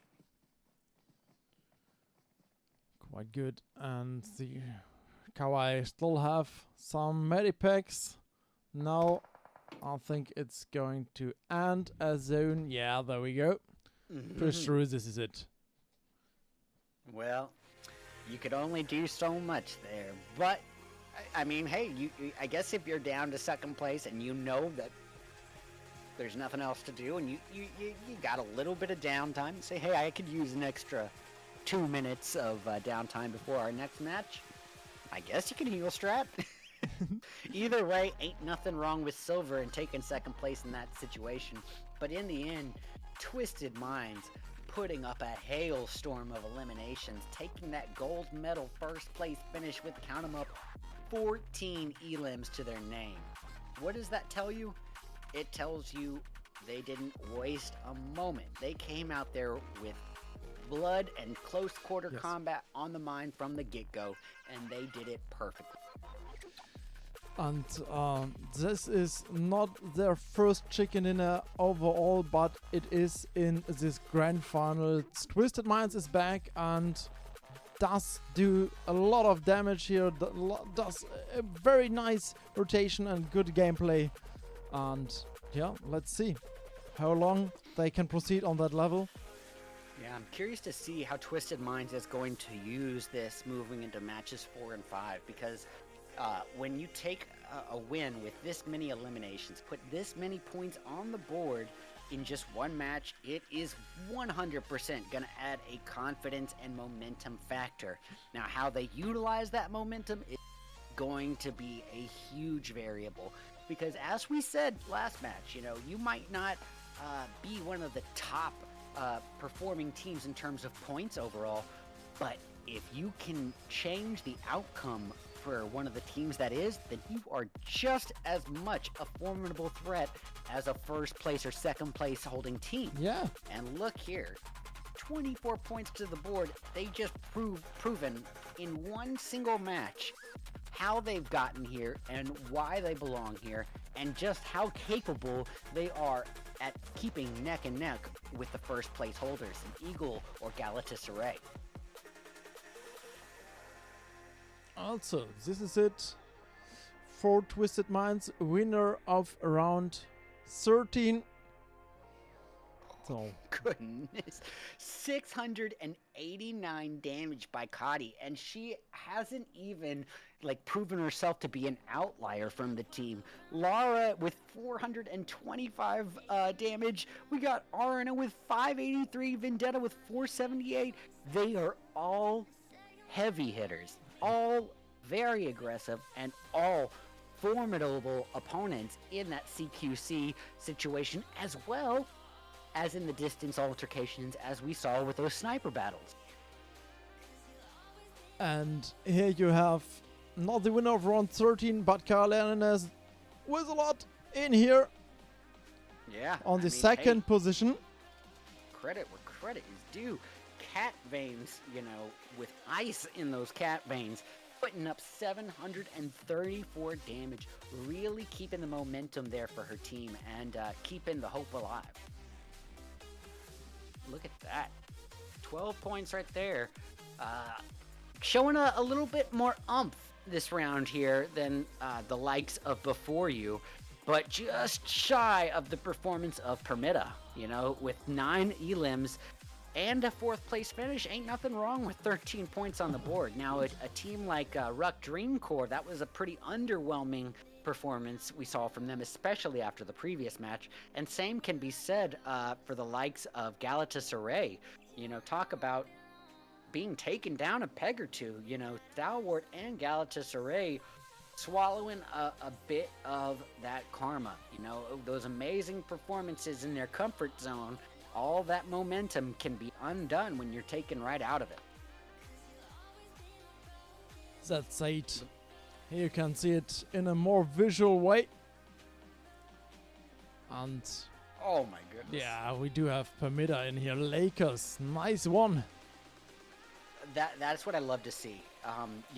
When a team that starts off the day in last position can have a visible outlier on a graph like this with the rest of the team in a good way, that is the best message to me as to the character and sportsmanship of a team, and honestly, the synergy of a team. By that I mean, if I see Lakers starting off the day in last place and then putting up a performance like this, that's a team that I'm going to put my money on for next season. I think that this team is going to be around next season. I don't expect disbanding. If they can keep their eye on the prize and keep this motivated moving forward, what is to stop them from coming back and taking that first medal gold place for the next PMFC event? Nothing. Nothing. Yeah. Nothing can stop it. So I think let this be not just a message to the rest of the playing field, but let it also be motivation for Lakers. Because boy, they've shown in just one match alone just how much of a heavy-hitting team they are. What they can do, what they can show on the battlefield. And Carvines, yeah, we saw her, Carolina's on the first position, 6 eliminations. Usually you have something like 5-4. Carvines put one more with 700 damage in here. Cardi, Twisted Minds, of course. 1, 2, 3 players for Twisted Minds in here. Yeah, with 14 eliminations. This is quite expected. I'd like to add one more point about Twisted Minds. If you look at the elimination to damage ratio, what does that tell you, Roast? It tells you that almost every knock that Twisted Minds is securing, they are also getting the thirst on. If you look at each member of these teams, there is not even 100-point gap between the elims and the damage done. So for every, take a look at Vendetta. Yeah, 4 elims and only 78 damage to spare around that. Every bullet is counting, and every bullet is hitting the mark, and every knock is resulting in a thirst almost. Yeah, it's a kill, it's a knockdown, it's a finish. It's no discussion required, so that's what Twisted Minds. We have seen our variety for the day. Now we've seen all the geographies and the maps that we're going to be working with, and now it's time about correcting errors. So what do I mean by that, Roast? I mean match 1, our first Miramar of the day. We saw a lot of mistakes in the first half. Now this is the opportunity to correct that, to fix what went wrong in match 1 as we drop down once again into the desert of doom. Who is going to fix what went wrong in match 1? What play styles worked advantageously? And are we going to see Galatasaray and Eagles in that in-game finish again? It's not over You'll yet. love to see this. Match You'll 14. love to see not a single team doubling up in the first 3. Yeah. Everybody here is a heavy hitter. Every last team here is an absolute heavy hitter. And I love it when it's anybody's match, you know, even if there is a clear, you know, overall point lead, every match is different. Every match can fine, go yeah. to anyone. Yeah, Well, absolutely true. And yeah, only time will tell. We're going to be back for match 4 of 5 of the Grand Finals final day of the PMFC. exactly. See you in some minutes. We're preparing for Myrma again. See you. Be back soon.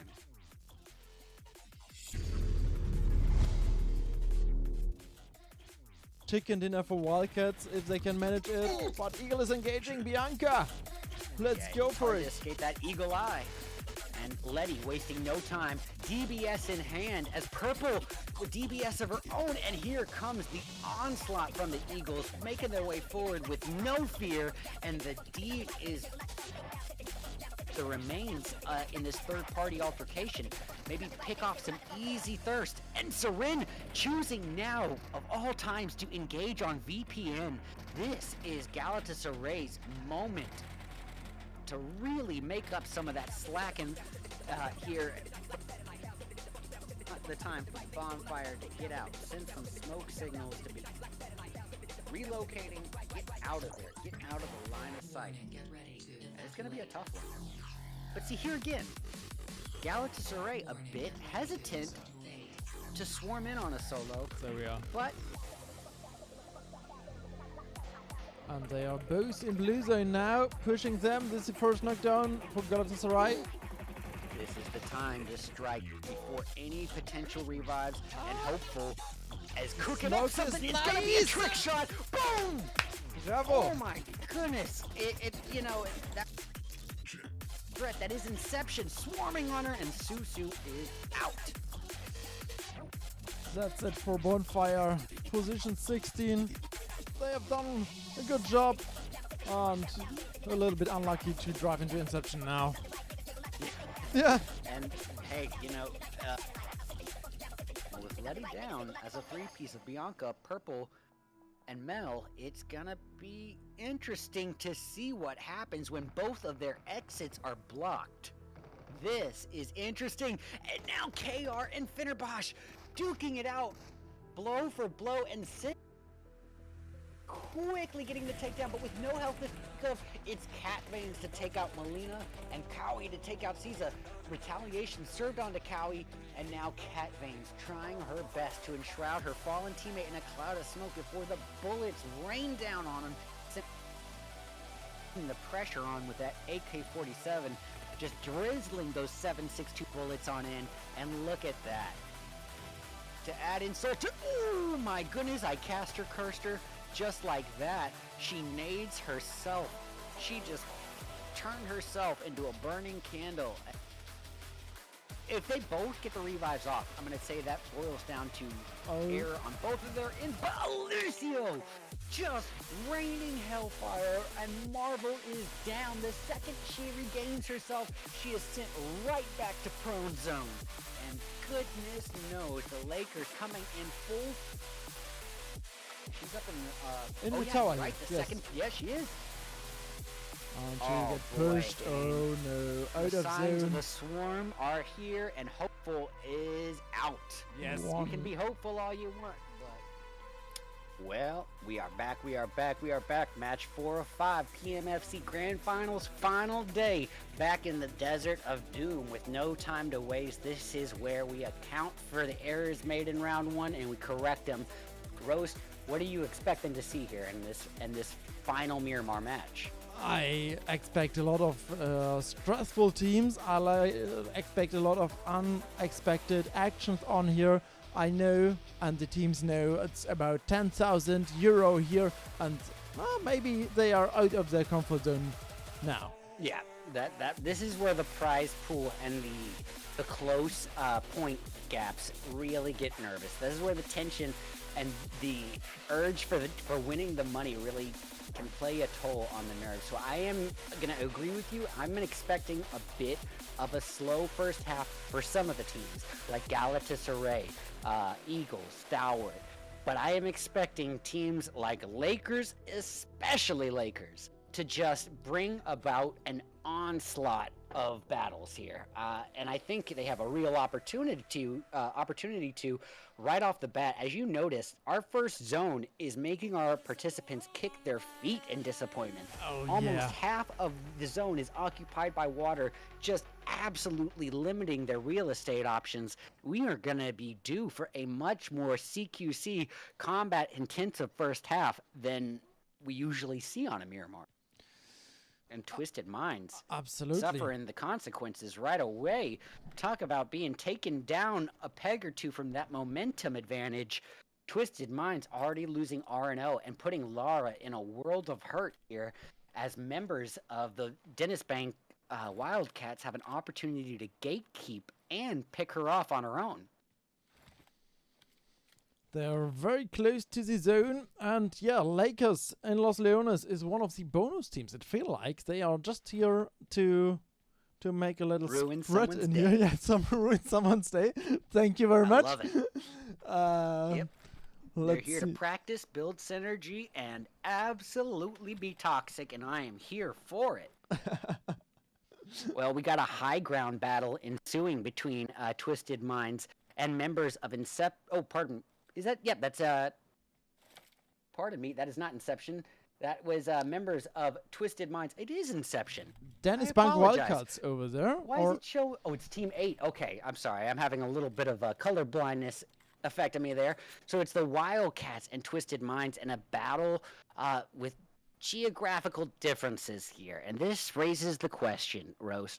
What do you think is the more advantageous position here? The Dennis Bank Wildcats, who have the geographical overwatch and high ground, or Twisted Minds, who has that low ground disadvantage but those 4 walls of cover? I'd say it varies on a case-by-case basis. And in this particular instance, I'm going to say it's only going to favor the Dennis Bank just for the simple reason that they have an escape route. They can always go behind that cliff to get away. Whereas Twisted Minds has a little bit of open area to get past before they're in a safety zone.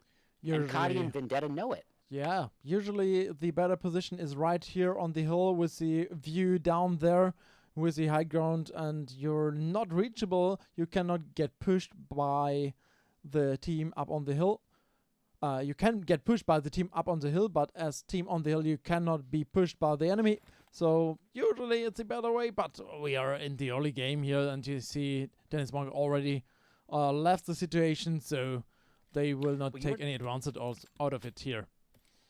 Going along with what you're saying about the essentially the placement of zone and players positioning here, if we were to take a look at the map view and look at team positioning, if you'll notice Team 7, Major Pride, they are playing this zone perfectly. They're going to be down southeast, actually, a little bit out of this view here, but they're going to be holding southeast is going to be on the, yeah, so what they're doing is absolutely genius.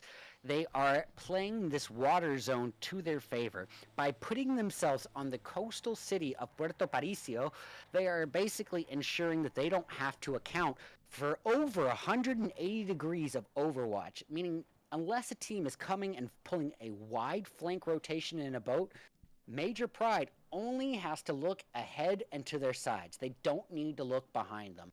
So they've given themselves plenty of buildings to loot up with, plenty of natural cover, and less area to survey, as well as plenty of open space afforded to just themselves. If you're a team like Major Pride, you know, who comes in today not really placing that well, you don't want to be having too much downtime, but at the same time, with the importance of reaching endgame and knowing your strengths, if you're not a kill intensive team and you are placement intensive, this would be the best positioning. And especially if you're a team like Galatasaray or Fenerbahce, holding a coastal city in a zone like this could be your free ticket to endgame. Well, thank you for this view. Interesting, quite interesting for me too. Yeah, you're absolutely right. What a good position for Major Pride on here. And hopefully they're not getting pushed, maybe by Galatasaray or Lakers. Okay, there we go.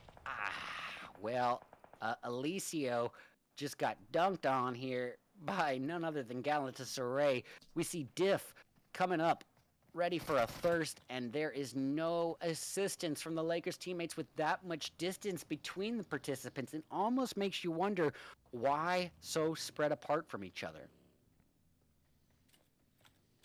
That is not a mistake that's going to be made by a high-performing team like Galatasaray, operating as a singular unit or a 2-2 team or a 2-1-1.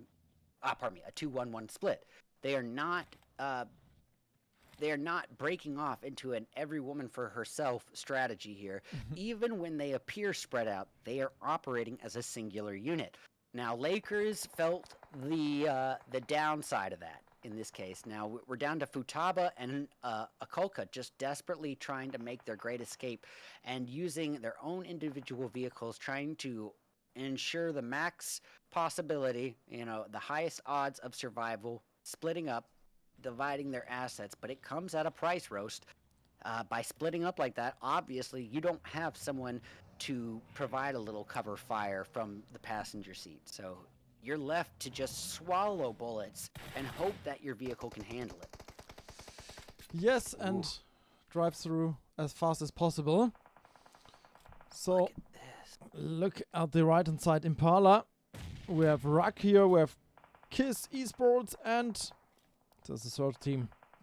Yeah, KR Esports Girls, KR Esports Girls, AYS yes. Virtue, Ruck, and KR Lioness. Now, this is going to leave to beg the question, are the KR Esports teams here going to, say, hey, we love you. We're on different teams, but we love you.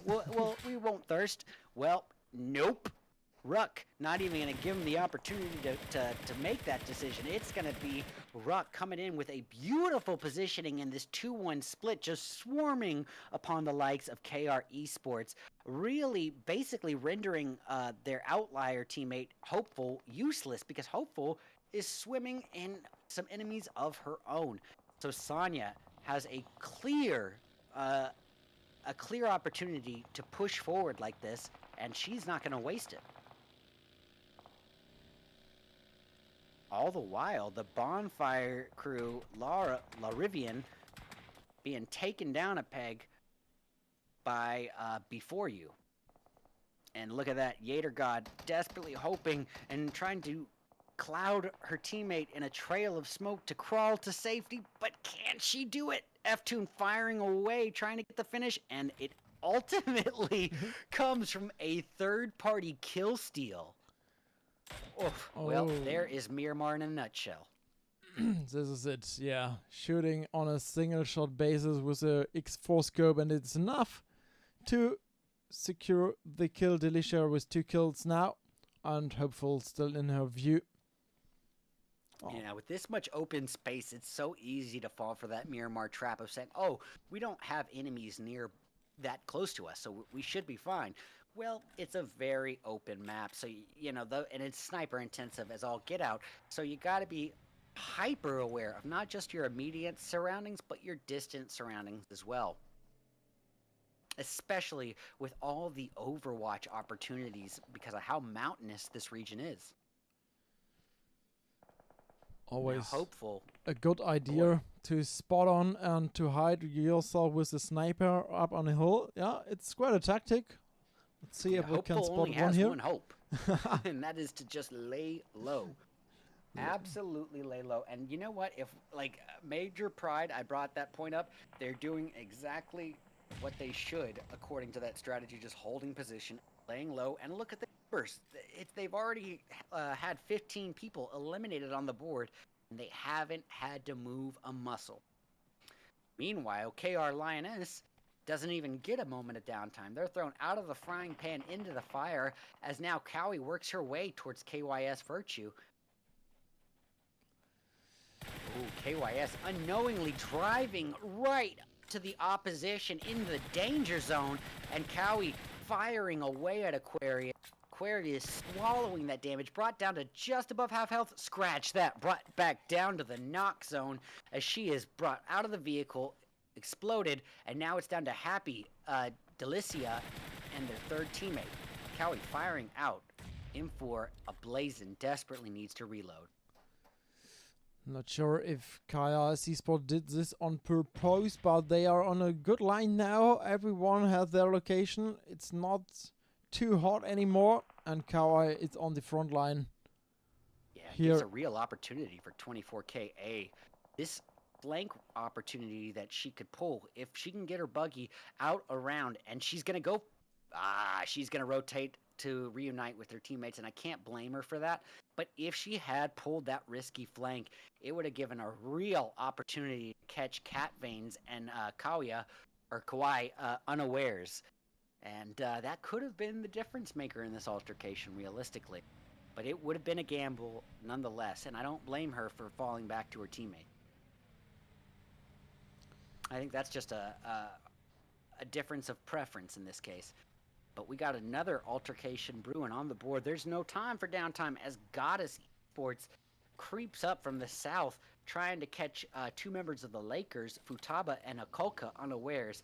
But as you can see, Lakers have a rotation on the mind as they all take their own vehicle and rotate northeast. But boy, oh boy, out of the frying pan into the fire. Looks like Major Pride has decided to give up that advantageous position. And I can get why, because they don't have the overall placement to really rely on high placement only. Alone. They need those eliminations. Yes. And it's final day. So, yep, in this case, if you are Major Pride, it's the right move. But if it was a team like Galatasaray, Eagles, well, you know what? I'll tell you, take it even further. If it was just the Eagles doing that position, they would have the reason to stay there. Galatasaray is too close to first place to really lay low in this, but they can't be too aggressive. And I think that if ever there's a team who's found a healthy balance of aggression and reservation, it's Galatasaray and Eagles. And funny though that Major Pride facing Lakers, who's absolutely close to them. 43 points for Major Pride, and they face their enemy on the board. And talk about a really tough position to be in. I said it the past two matches in a row, but you know, Lakers with a performance like they know how to put up, and the fact that they haven't been able to really get the overall points that they were hoping for in this event, that makes them one of the most dangerous teams on the playing field in match 4 and 5. The teams who have nothing to lose, but all the difference makers in taking out a top performing team early game, just for the sake of it, just for the heck of it, just to add a drop of toxicity to the playing field. Why not? Put some spice on that, you know? Why not? Yeah, why not? For that reason, I am awfully concerned about what Bonfire, Lakers, or Permitta might do. So, Dennis Banks as a solo. Before you is a solo team here. Esport Gold solo as well. Eagles going to be thrown into it with a VN here. This could be a difference maker for the overall results. If Eagles are taken out early on here, then what does that leave here for Galatasaray? They do have a good gap between Galatasaray and Eagle. 18 points, but if Eagles, who have 0 elims, eliminated this early on with 0 elims, I mean, VPN could be that difference maker that Galatasaray needs. Could be, yeah. 18 points is not impossible. If you pick the chicken dinner, you have 10, and then 8 kills is obviously the logical thing here. So, but that's if it was all riding on one match. Oh yeah. They still have 2 matches. Oh, so yeah. if they can eliminate the Eagles early on in here, even if they can't make up that point differential, boy, oh boy, if you don't think it's going to motivate them to hunt the Eagles down first thing in round 5, you'd be boiling on arrogance, because why not take them down a peg? Why not, even if you are the lowest placing team, just the statement alone of squad wiping the highest placing team early on in the last match, being the last move that they see for the Eagles, on the final day, ooh, that would add for some great commentary moving into the next PMFC event. Oh yeah. It A little does. grudge match, revenge on the mind. Revenge on them. Let's Yeah. try it again. Well, VPN, you can't really fault them for this either. Given the way the Eagles have performed throughout the entirety of this event, it does make sense that they felt that pressure. Even in having that gatekeeping advantageous position over the Eagles, it still was a risky battle. And yeah, I guess it kind of boils down to, in that case, what your team wants to do in this position. And VPN started off the day in 9th. They did not start off from a bad position. No. They have some hope here. They can make a pretty lasting impact even for themselves on team placement. So it doesn't necessarily surprise me that they bowed out from that Eagle fight, but I will say it was an opportunity missed. Absolutely usual. Yeah. And we do have the next zone. And we move into the top. And Major Pride is still again here on their best position. Yeah. And I'm very rarely accurate with my predictions, so let me just gloat in it for once. But that advantageous positioning, if Major Pride just held that coastal city of Puerto Paricio the entire time, they could have literally walked away from the game for 15 minutes and come back without having lost a member. Just put the phone on the table. Yeah, it's good. Yeah, right? Well, look at this great migration northbound into zone. Talk about opportunities for Major Pride. If any of those teams decide to take a more coastal route northbound into zone, it would be potential easy pickings for Major Pride. And I'll take it a step further. XQ splitting off from the team. I actually dig this. I like it. It's not for nothing. XQ is a scout, a high ground Overwatch, relay all the info back to Major Pride, and even if XQ is taken out, she's relayed some pretty crucial information to her teammates. But look, Major Pride being swarmed on. We got Before You driving right by Sarah like a bowling ball trying to drive through bowling pins. Somehow, I was going to say somehow not shot right to her doom, but the caster curse is real. The Eagle strikes in full force, and now Major Pride in the Eagles in uncomfortably close proximity. We have one up on the hill. Manda, Goddess, Lakers up here. Lakers. Yeah, and this Victoria. Is what I want to see. I want to see this. Lakers with the Overwatch, the potential to just pick off some of the high performance teams. Oh my goodness. If they can put a hurting on Goddess, Eagles, and Major Pride, not only would it be a point gap that they were hoping for, but the slap in the face to the Eagles that we were saying would be the spice at the ending of an event. Futaba trying to catch eyes on Melzi, but Melzi driving away to a safer position just in the nick of time.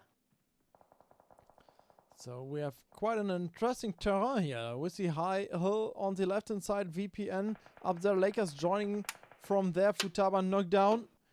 And it's not that easy a push into Major Pride from Eagle as you would expect it, visible from the map. I would have never really thought to say that, because I was going to say, just how advantageous the position was because of their divot.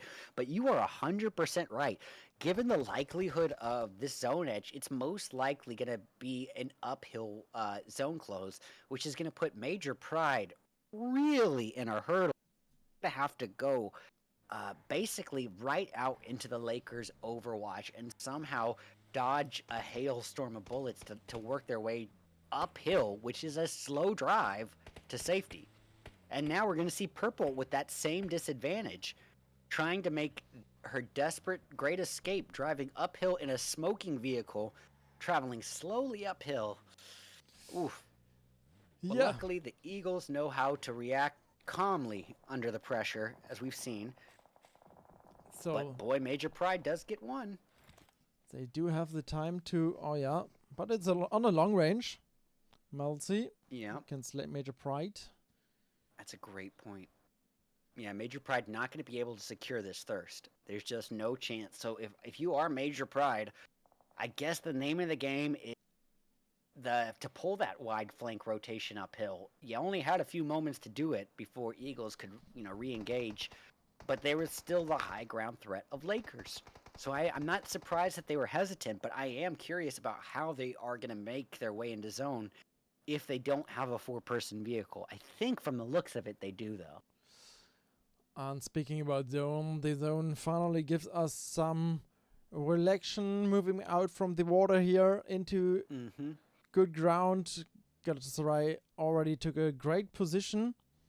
Yeah, now it's a battle for high ground, isn't it? Yeah, it's about the peak real estate, and I'll tell you right now, I would say best real estate afforded to the participants would have probably had to go to the member of the Dennis Bank Wildcats, but she's out of the equation now. So now it's going to be passed on to Goddess, who gets that slight high ground, but just at the lower end of edge zone. They need to work more in towards the center portion of that high ground, that mountaintop. Finnerbach utilizing a little high ground on the Eagles, but this is where momentum really plays into effect here. And Finnerbach, not one of the higher performing of the event, definitely feeling a bit of pressure to swarm upon a team as aggressive as the Eagles, but they do it! They eliminate them. The Eagles are back to the endangered list, shot from the nest and down to the ground, and now a team who has been riding the lower end of the placement ladder has just knocked the top placing team down several pegs. Looking on them again, 6 eliminations overall. Strong battle for Fenerbahce. Wow. Yeah. And let's flip the coin. The Eagles only able to put up 2 elims total. So no placement points and only 2 elimination points to their name. Well, boy, oh boy, does that not catch eyes on Galatasaray or Stalwart, especially Galatasaray.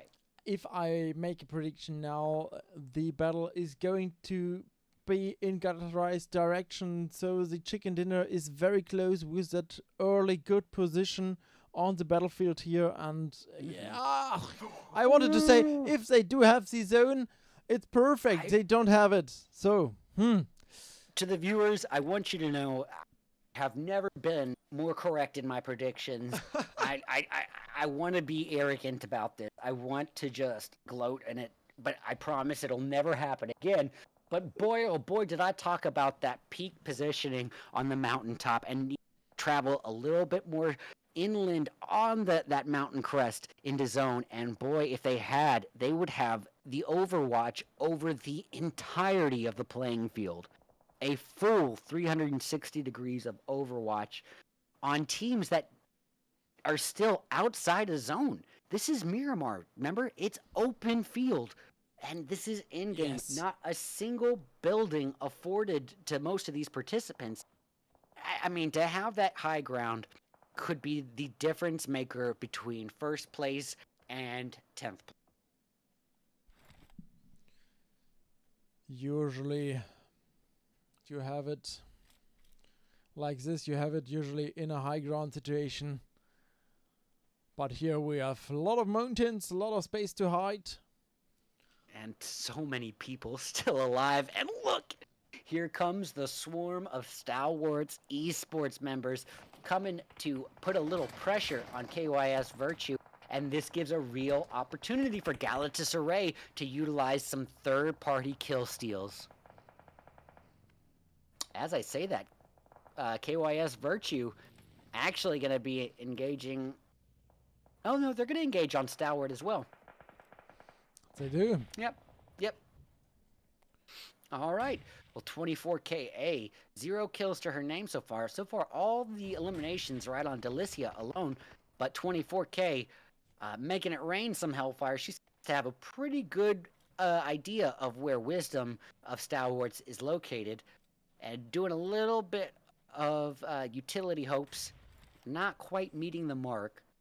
Lucky for her, the retaliatory utilities thrown from Duca, that Molly does not land either.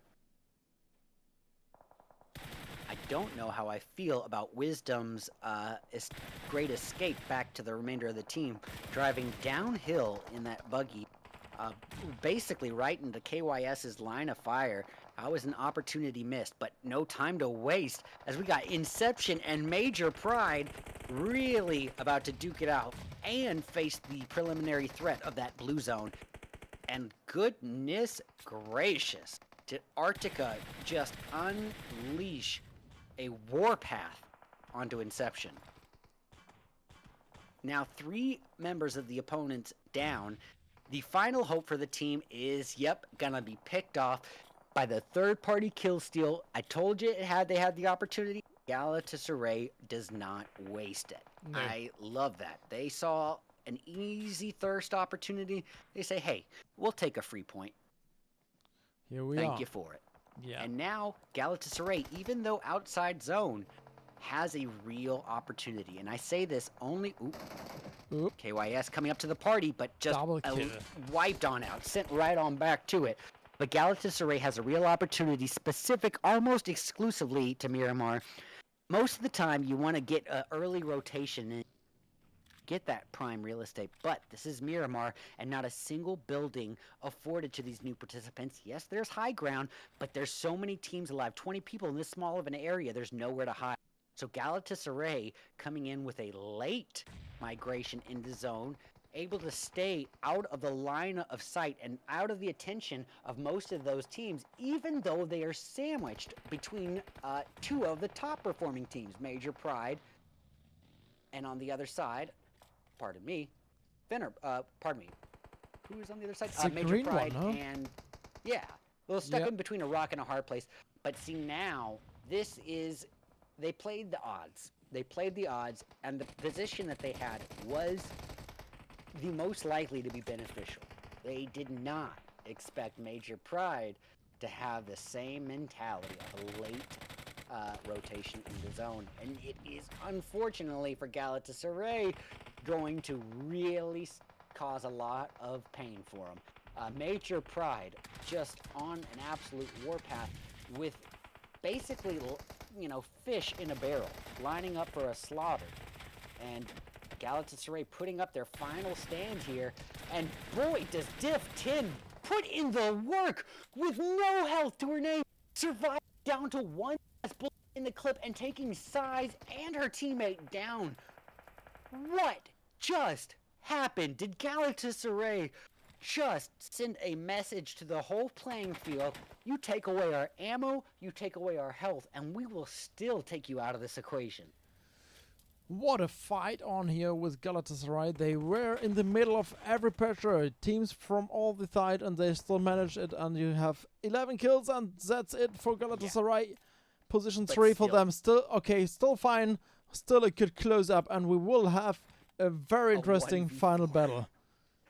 Well, hey, crazier things have happened. We've seen 1v4s happen, and hey, with them that close together, one nade could be some easy evening to the odds, but unfortunately for XQ, the nades from the opposition are a lot closer than hers, and the numbers do what the numbers do. Outwomaned, outgunned, and there it is. A nice finish. And, sync up those dances. We have some Star dances Wars here. Esports flexing, why don't you? But you know what? All things being said, I do want to give credit to where credit is due. Galatasaray, the way they played that in-game, the reason that it didn't pan out in their favor is circumstance. But the strategy was almost perfect to let the remainder of the playing field just engage in a bloodbath of close quarter combat. Oh, yeah. While they waited and then come in to third party, pick apart all those weakened teams that have just duked it out. Maybe they won the battle, but they are weakened. And before they can heal up, it was going to be Galatasaray picking off those kills. The one variable they didn't plan for was Major Pride having that same strategy. And boy, give credit to where credit is due, because Diff 10 that 1v3 scenario was so impressive, and the fact that she was able to take out 2 members of the opposition with literally 10% health and only 1 bullet in the clip to spare. That was a final last stand performance that I have not seen rivaled in some time. And speaking of Major Pride, this is their best position, position 2. It's their best position overall in all the matches on here. And we do have another chicken dinner for Star Wars Esports. So Star Wars made it at the 3rd time, and they are one of the top teams. Had a very hard time in the first match day, starting with position 14, 17, 12, 18. And after the first match day, they sounded the nitro on their team, pushing it through, and now they're on the 3rd position overall, playing with the big ones. That comes down to a really good locker room talk. You know, that locker room pep talk is all business, and whoever their IGL is must have had a Braveheart speech, because to pull that kind of 180 turnaround after starting off so discouragingly, boy, that not only does that show experience and how they react under pressure and how they react under probably viewers kind of adding that extra little bit of that the toxic viewer, a little bit of hate. What are you doing? That only adds on to the nerve factor. But how they performed under it, well, they brought themselves right back up to the top of the ladder, and even down to the very end. They are going to keep Galatasaray and Eagles on the tip of their toes. Absolute sportsmanship that you love to see it from every last one of these teams. Coming in with their eye on making an impact every single match. Every one of these teams has their eye set out for blood from start to finish, regardless of their placement. And that's the difference maker between a 1-season tier 1 team and a 5-season tier 1 team. The ability to pick yourself up and continue, rather than, we didn't place well in this event, we disband. No. It's the teams that keep at it, keep their eye on the prize, that come back next season and dominate. Keep sticking together, play together, and you're getting better and better.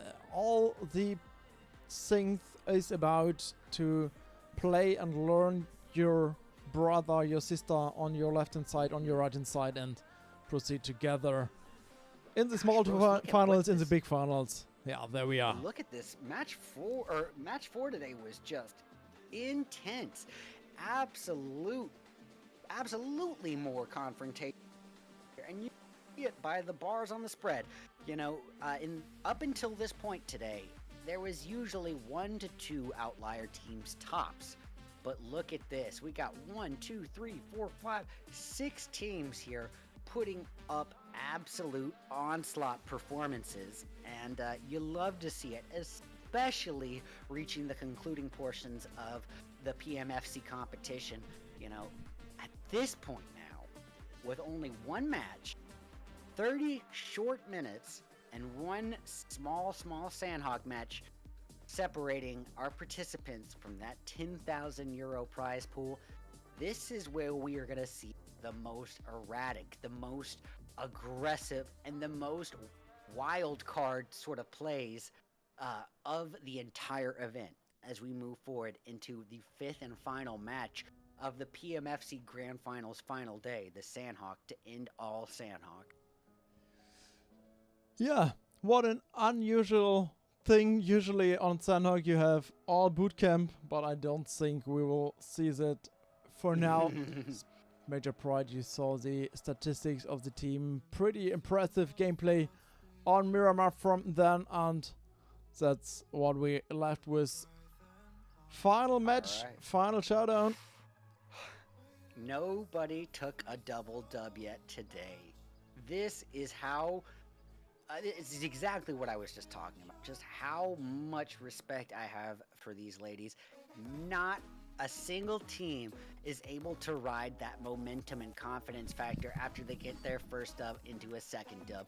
You are never still positioned sitting back comfy in your lazy boy chair, say, oh, we got this dub, we got the next one in the back. No.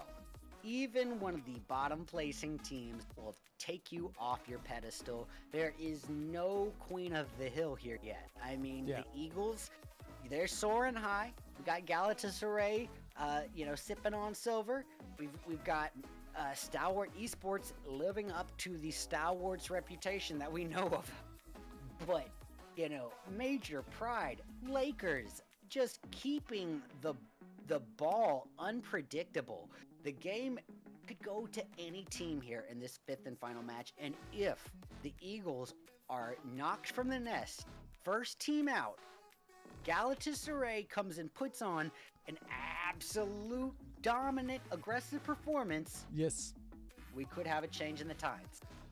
And we do have a quite interesting last battle. We have 5 points in between Eagle Esports and Galatasaray. So, that's the matter we deal with and you all deal with. So, let's get ready to rumble. I had no idea it was that close. It doesn't even need to be getting the Eagles out first thing first then. It can be a little bit of a slower play. This is a close battle basically all the way down. Even with, that battle for the top 3 positions, there are some close point gaps here, especially between the likes of teams like Twisted Minds and Ruck. Only 2 points separating them. KR Lioness and Stalwart only separated by those 5 points. Yeah. But then the battle for the tip top. Who is the queen of the hill? Is it going to be Eagle Esports or Galatasaray? Only one match to sell yet, and that's going to be the Rumble in the Jungle as we reach our 5th and final match of the PMFC Grand Finals final day in just a few short moments. Let's see, we're back in 2 minutes. Let's go.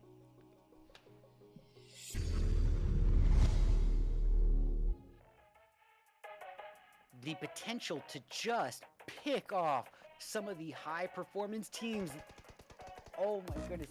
If they can put a hurting on Goddess, Eagles, and Major Pride, not only would it be a point gap that they were hoping for, but the slap in the face to the Eagles that we were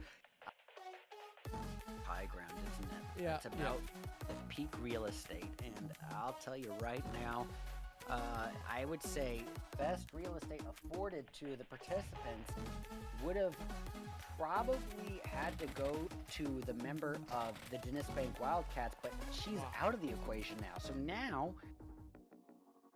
really plays into effect here. And Finnerbach, not one of the higher performing of the event, definitely feeling a bit of pressure to swarm upon a team as aggressive as the Eagles, but they do it!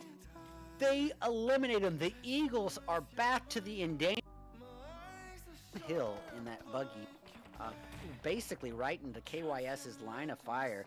That was an opportunity missed, but no time to waste as we got Inception and Major Pride really about to duke it out and face the preliminary threat of that blue zone. And goodness gracious, lining up for a slaughter, and Galatasaray putting up their final stand here. And boy, does Diff 10 put in the work with no health to her name, survive down to 1 bullet in the clip and taking sides and her teammates down. Teams from all the side and they still manage it, and you have 11 kills and that's it for Galatasaray.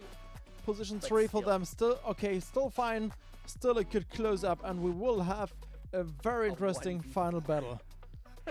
Well, hey,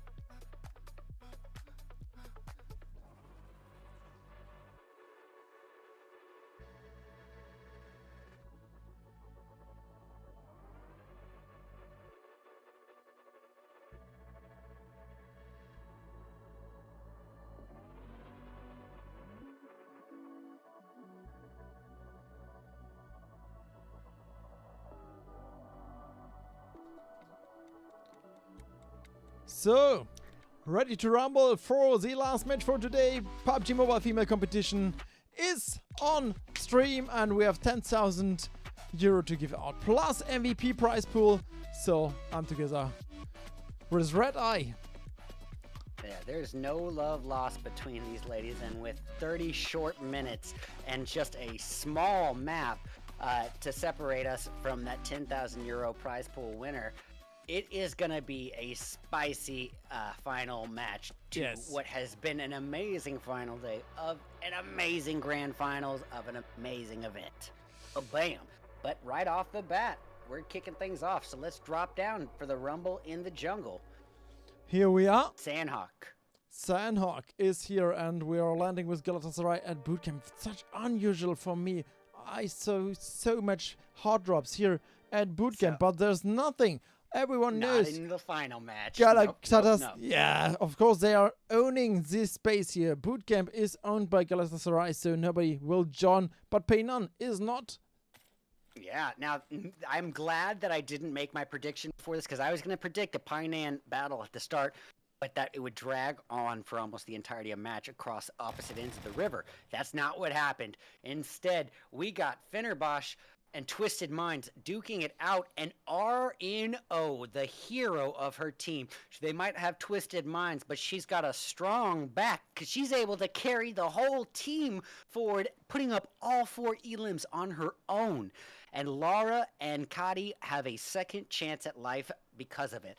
It did not come without a price. They lost Vendetta, but I think we can both agree, Roast, that, hey, 4 elims at the cost of 1 teammate, even early on, that's a pretty acceptable trade. Yeah, that's totally fine, and they can proceed from that even on the position. Position 5 for them, 93 points, so having the first place is hard, but they can proceed, and with 4 eliminations right in the start, absolutely possible. Looks like Fenerbahce is out. Yeah. My apologies, ladies. There's like a quarter-second gap between when Rose says something and when I hear it. So every time I interrupt him, please understand I am not trying to be a jerk.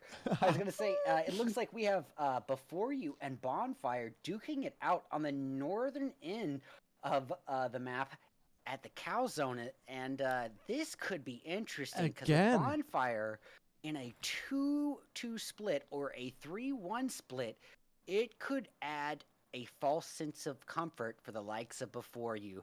Now, what do I mean? I mean, if Ara and her teammate, if they do seem aware of Susu's location, if they make that aggressive push forward, and it's understandable as to why they might, because they do see it as a 2v1, numbers in their favor, a reason to aggress on them, it could give an opportunity for the other 2 Bonfire outlier angle holders to just decimate them in that little push forward.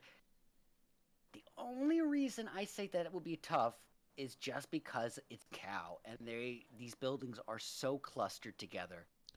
So to get that line of sight, it's going to take the right positioning. Andrea not going to allow for such an opportunity. She was on the rooftop providing that scouting info for the rest of her team, and it's actually going to be Before You who uses the outlier opportunity. Look at this, Before You spreading out across the entirety of Cow, and then taking it a step further, putting 1 coin in their back pocket and having one of their teammates, Sarah, hold an off angle. This is a great move for 2 reasons. 1, because it gives that extra angle that Bonfire was not expecting. But 2, if Bonfire takes out Andrea, Mimi, and Ara, it still gives Before You a chance at life. They still have 1 hope in their back pocket in the shape and form of Sarah, who can get those placements. And do you remember we had this fight before on match 12? Bonfire lost it against B4, and it was the exact same location here. And this is what we talked about. Yeah. Drop spots. Correcting that error. So can they learn from what happened in match 12? So we will spot on here later again and make a quick jump down to bootcamp. Galatasaray facing an enemy, and lost Toffee. So she's the one with the MVP. And you remember, we do have an MVP ranking. Mm-hmm. So Toffee is on top of everything. This is gonna be interesting, and this is exactly what I, expected out of Galatasaray and Eagles. If the battle is only spread across by 5 points, then Galatasaray is watching the kill field. That's what they're doing. Now they have to engage in their immediate threat with Goddess, but Galatasaray has been holding position, playing a reserve standpoint for good reason. They want that first place finish, and that's going to come from either seeing the Eagles eliminated early, finding that reason to get aggressive, or eliminating the Eagles themselves. But, with it being just a 5-point gap, it could also boil down to just a battle of patience. I think that's exactly what Galatasaray is hoping for. Now, what are the Eagles going to do in this situation? A little bit of the same, it seems, as the Eagles are holding a coastal region with 0 kills to their name, just trying to keep their 4-person team intact for in-game. On the right-hand side, clearly visible top 5 MVP, but it may enough for Toffee. Eagle is on behind. That's quite an outlier. Look how close that battle for second place for MVP is. I mean, literally only 5 points separating the bottom of the bracket, Letty, from the second place holder, Melzi. 5 points. That's it. That's it. These girls are so evenly matched. Granted, there is an outlier. It's a difference of 100 euro, to be fair. Position 2, 200. Position 3, 100 euro. So, at the moment... Anytime you put money on the table, yeah, the nerves are in full swing. And Ara is unfortunately put out by the bonfire burning, but the bonfire got put out by that outlying holder, Sarah, who was able to work her way in from that outlying position, provide the assistance to Andrea, and now look at this. Before you eliminated... before you putting out the bonfire, sending them back to lobby. It's the B. Again, the B tags it's throwing me off. the same again like happened in round 12. Bonfire before the fight up here, and we have before proceeding with 4 kills. They made another kill in match 12, so maybe they are able to do the same. Anya Cow is the point. Is the spot to move from. I believe we just saw a KYS Virtue member getting a kill on the feed, but I think that person was a solo. No, I was wrong. Not a solo, but engaging outskirts of the southeastern portion of zone with members of PME. Yes. This is, of course, Permita Esports. Now, Permita came in with a bit of an advantage surrounding KYS, but KYS, with the high ground in Overwatch, as well as what appears to be just the confidence, somehow able to overcome those odds. Faria Zeta, in a world of nothing she can do to really alleviate that tension. We got Lysias, the final hope for PME, holding that outline. To even engage on KYS is almost asking for certain death. As a solo, your main point moving forward would have to be the placement and securing that, and Lysias needs it. Permita Esports starting off the day really not from an impressive positioning. I believe they came in today 15th. So really, Lysias does still pose a very formidable threat to the playing, but in terms of what she can do for Permita Esports, very limited. Permita somewhat out, not the best position to proceed. Licious is still here and she's strong, but yeah, it's going to be very hard. Position 14 for them. Fenerbahce in top of her is already out, so maybe one position possible within some place points. She's going to take a bath. And Major Pride going off in the distance, I believe. I didn't see who that was on. It but was Lakers. Oh boy. And Lakers, now this is a team that I want to absolutely keep an eye on here in this last match. These are the kinds of players that can absolutely change up the results, and why not? But they are being swarmed on here by Major Pride and MP. Riding the momentum and confidence from the last match and coming in, guns ablaze, and XQ at the forefront, firing with the CQC Annihilator, putting 45mm bullets outbound, trying to take Futaba and Alicio out of the equation. The nades falling just shy of the mark this time. Alicio, I withdraw that statement. Alicio taken down to about 1/5 of her overall health. And oh boy, nades crashing back. And Alicio just able to heal up and ironically, in a bitter twist of fate, sent right on back to the prone zone. She is knocked again. XQ now in charge of a little medic duty while Artica and Poino are in charge of overwatch and cover fire and maintaining this positioning on the high ground. They've got the victory in this altercation. Now it's to anticipate any third-party pushes that could very likely happen on a map as small and condensed as Sandhawk. So everyone is close enough, smelling each other, engaging the fights, and Painan is one of the target we are joining. As you see, Major Pride. Well, Major Pride it does seem like they're just kind of swimming in the loot crates of their dead enemies here. And surveying the scene, and boy, did you survey a little too hard.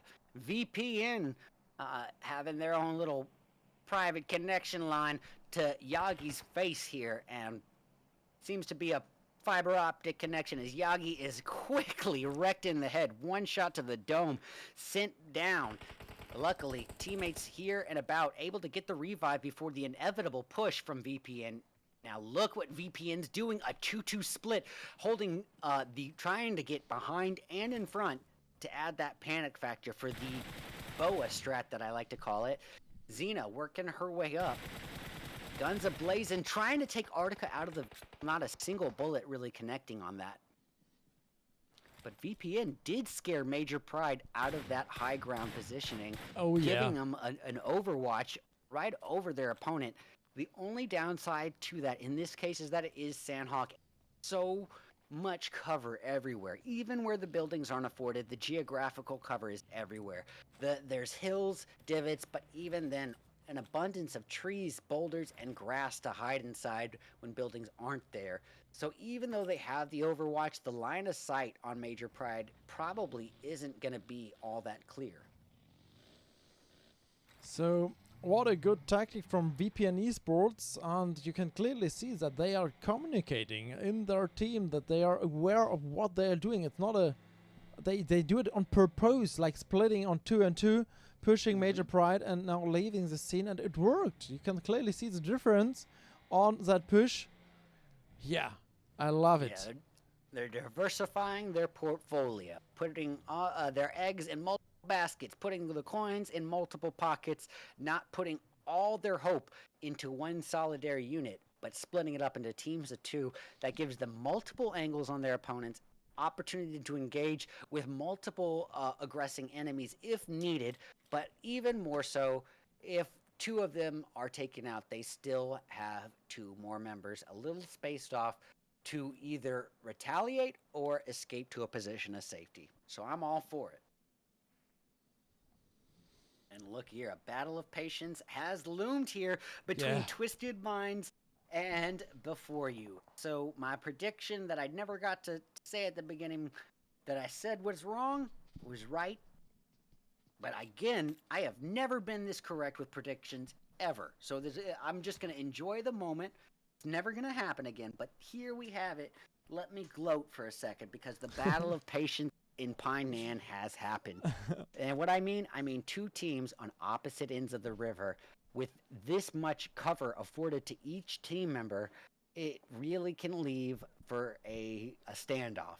And the only way to aggress towards the opponent is to cross that bridge or river or pull a wide flank in, and that is going to be a vulnerable push. So it could be a battle of patience for both of these teams. Quite interesting route so far for B4. Though they landed, jumped at Paradise Resort, jumped to their lovely spot up in the north. Cow moved down at boot camp. They spotted Galatasaray and they decided, oh no, let's go further, and headed to Peinan, finding themselves in the center of everything. So Peinan, we have the next zone. Oh, quite interesting. Well, interesting to note if you are a team like Galatasaray. 5 points, separating you and first place, or 5-point difference between first and second, and you got the outlying portion of the most northern portion of this zone holding boot camp, but with almost a certainty of the zone shifting against their favor. It puts Galatasaray in a tough call. Do they wait and let these teams engage in what is going to be an onslaught over the next 3 to 4 minutes? Is when we're going to lose quite a significant number of participants from the playing field. So do they go and try to migrate early into that southbound rotation? It's going to put them into some risky confrontation. Or do they wait, monitor the kill feed, see if the Eagles make them? Oh, we do have another one. Carolinas facing STE, and STE is quite important as they are on the third position. And KR Lioness, a team with just not a lot to lose here. I mean, they started off the day in 4th place. They're so close, at the start of the day, and I believe that they still hold 4th. Oh, pardon me, I might be incorrect about that. What is their positioning overall now? I'm trying to look at this graph here. Either way, if they start off the day in 4th place and maintained an inkling of the momentum that they built up to today, they are still in a fair running to change out a payout. Maybe even take home some cash here. Get some euros for themselves, put in their back pocket. Speaking about Starward, you speak about Starward Esports, correct? Yes. So they started with 3rd position. Oh, no. Oh, pardon me. I see what you're saying. No, I'm talking about KR Lioness. Ah, KR Lioness. Okay. 73. Yeah, so they started off the day at 4th. Yeah. And so, they're close enough in the running where they can taste some of those euros. Yes, absolutely. But yeah, so it's going to really be a pressure situation for not just Galatasaray, not just for KR Lioness, but also for the Eagles. And you can look at the playing field, look at the map, and look at the kill count and see that all of those teams are, in fact, feeling that pressure. Eagles playing more reserved than we have seen them the entire day. Careful. They are so careful. Everyone is just hiding. We are still proceeding with, 14 teams on stage 4, and we have 30 seconds left on stage 4. Imagine, we have so much teams in that little circle there. Wow. We're going to lose a 4th of the playing field in the next minute and a half, is my prediction. Yes, for sure. In the next 20 seconds, I believe. Yeah. A minute and a half is almost ensured. But, yeah, and I think it's going to start here with the KR Lionesses having to... Oh, pardon me. Yep, pardon me. Yeah.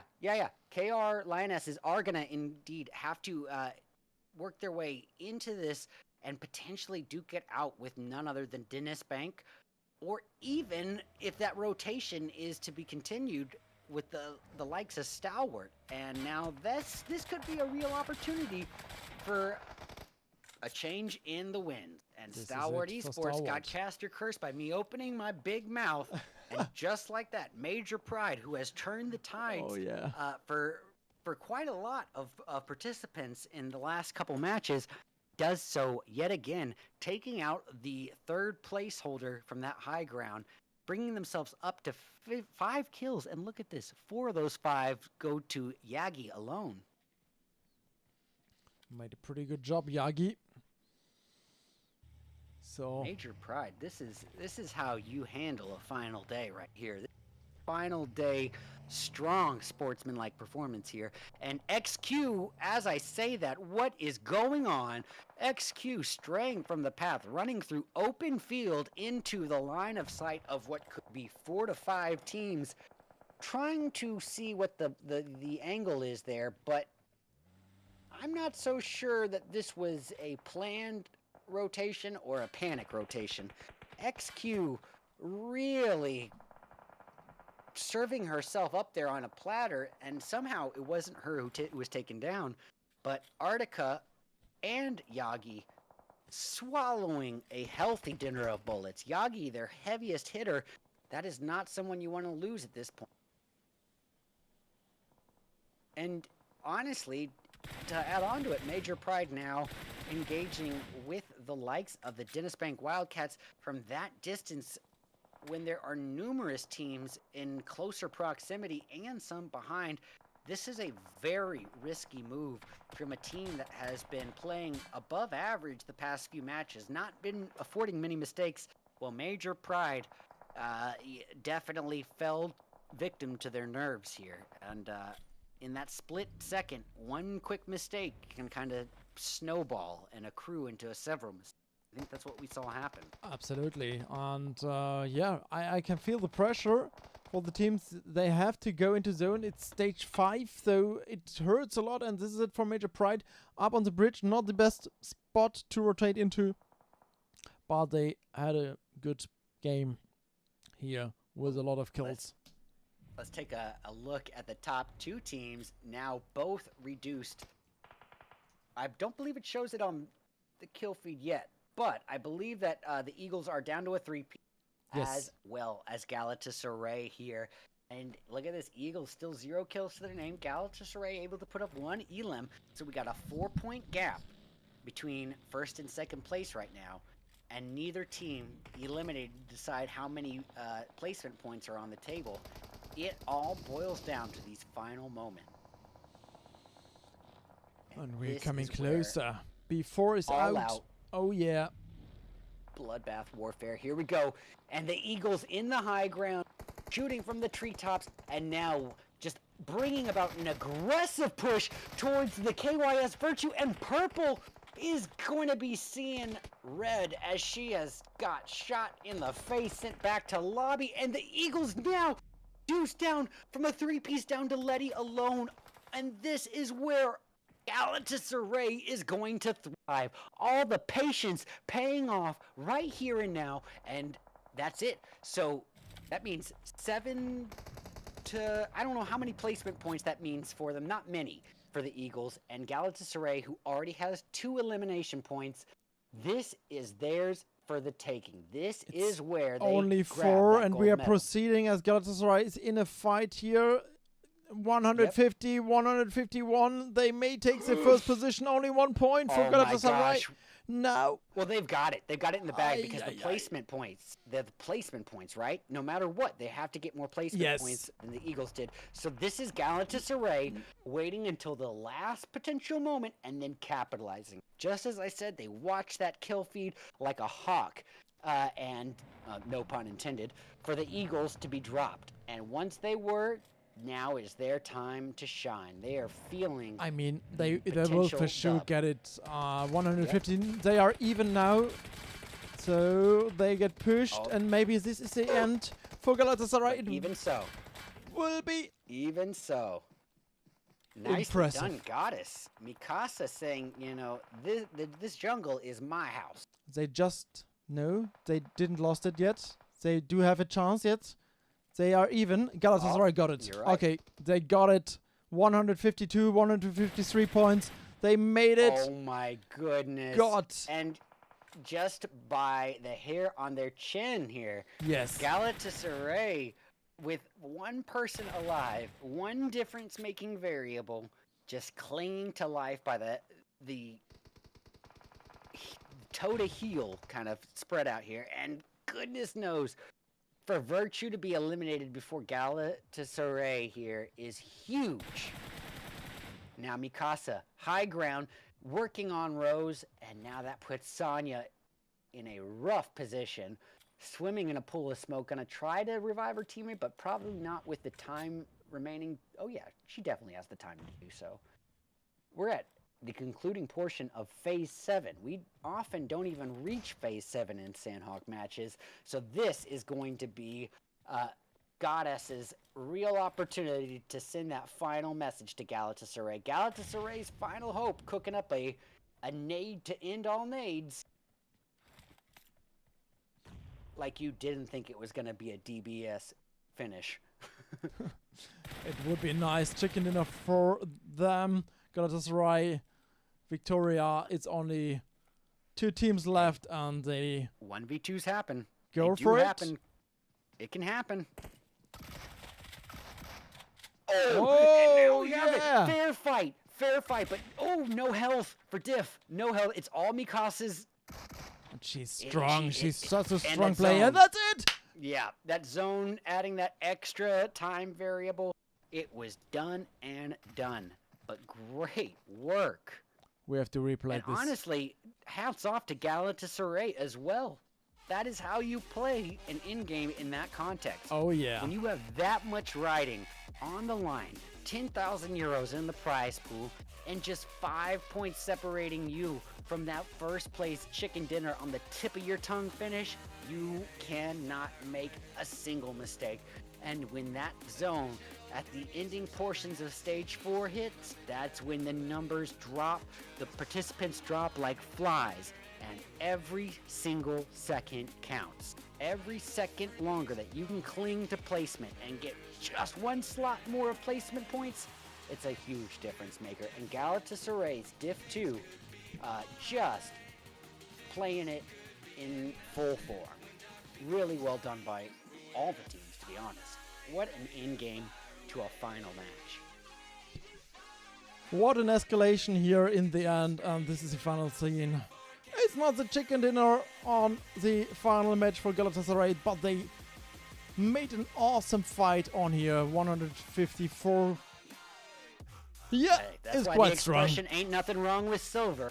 If it means that you're taking the overall dub, ain't nothing wrong with. Nothing wrong with it. So, let's wait. And let's see.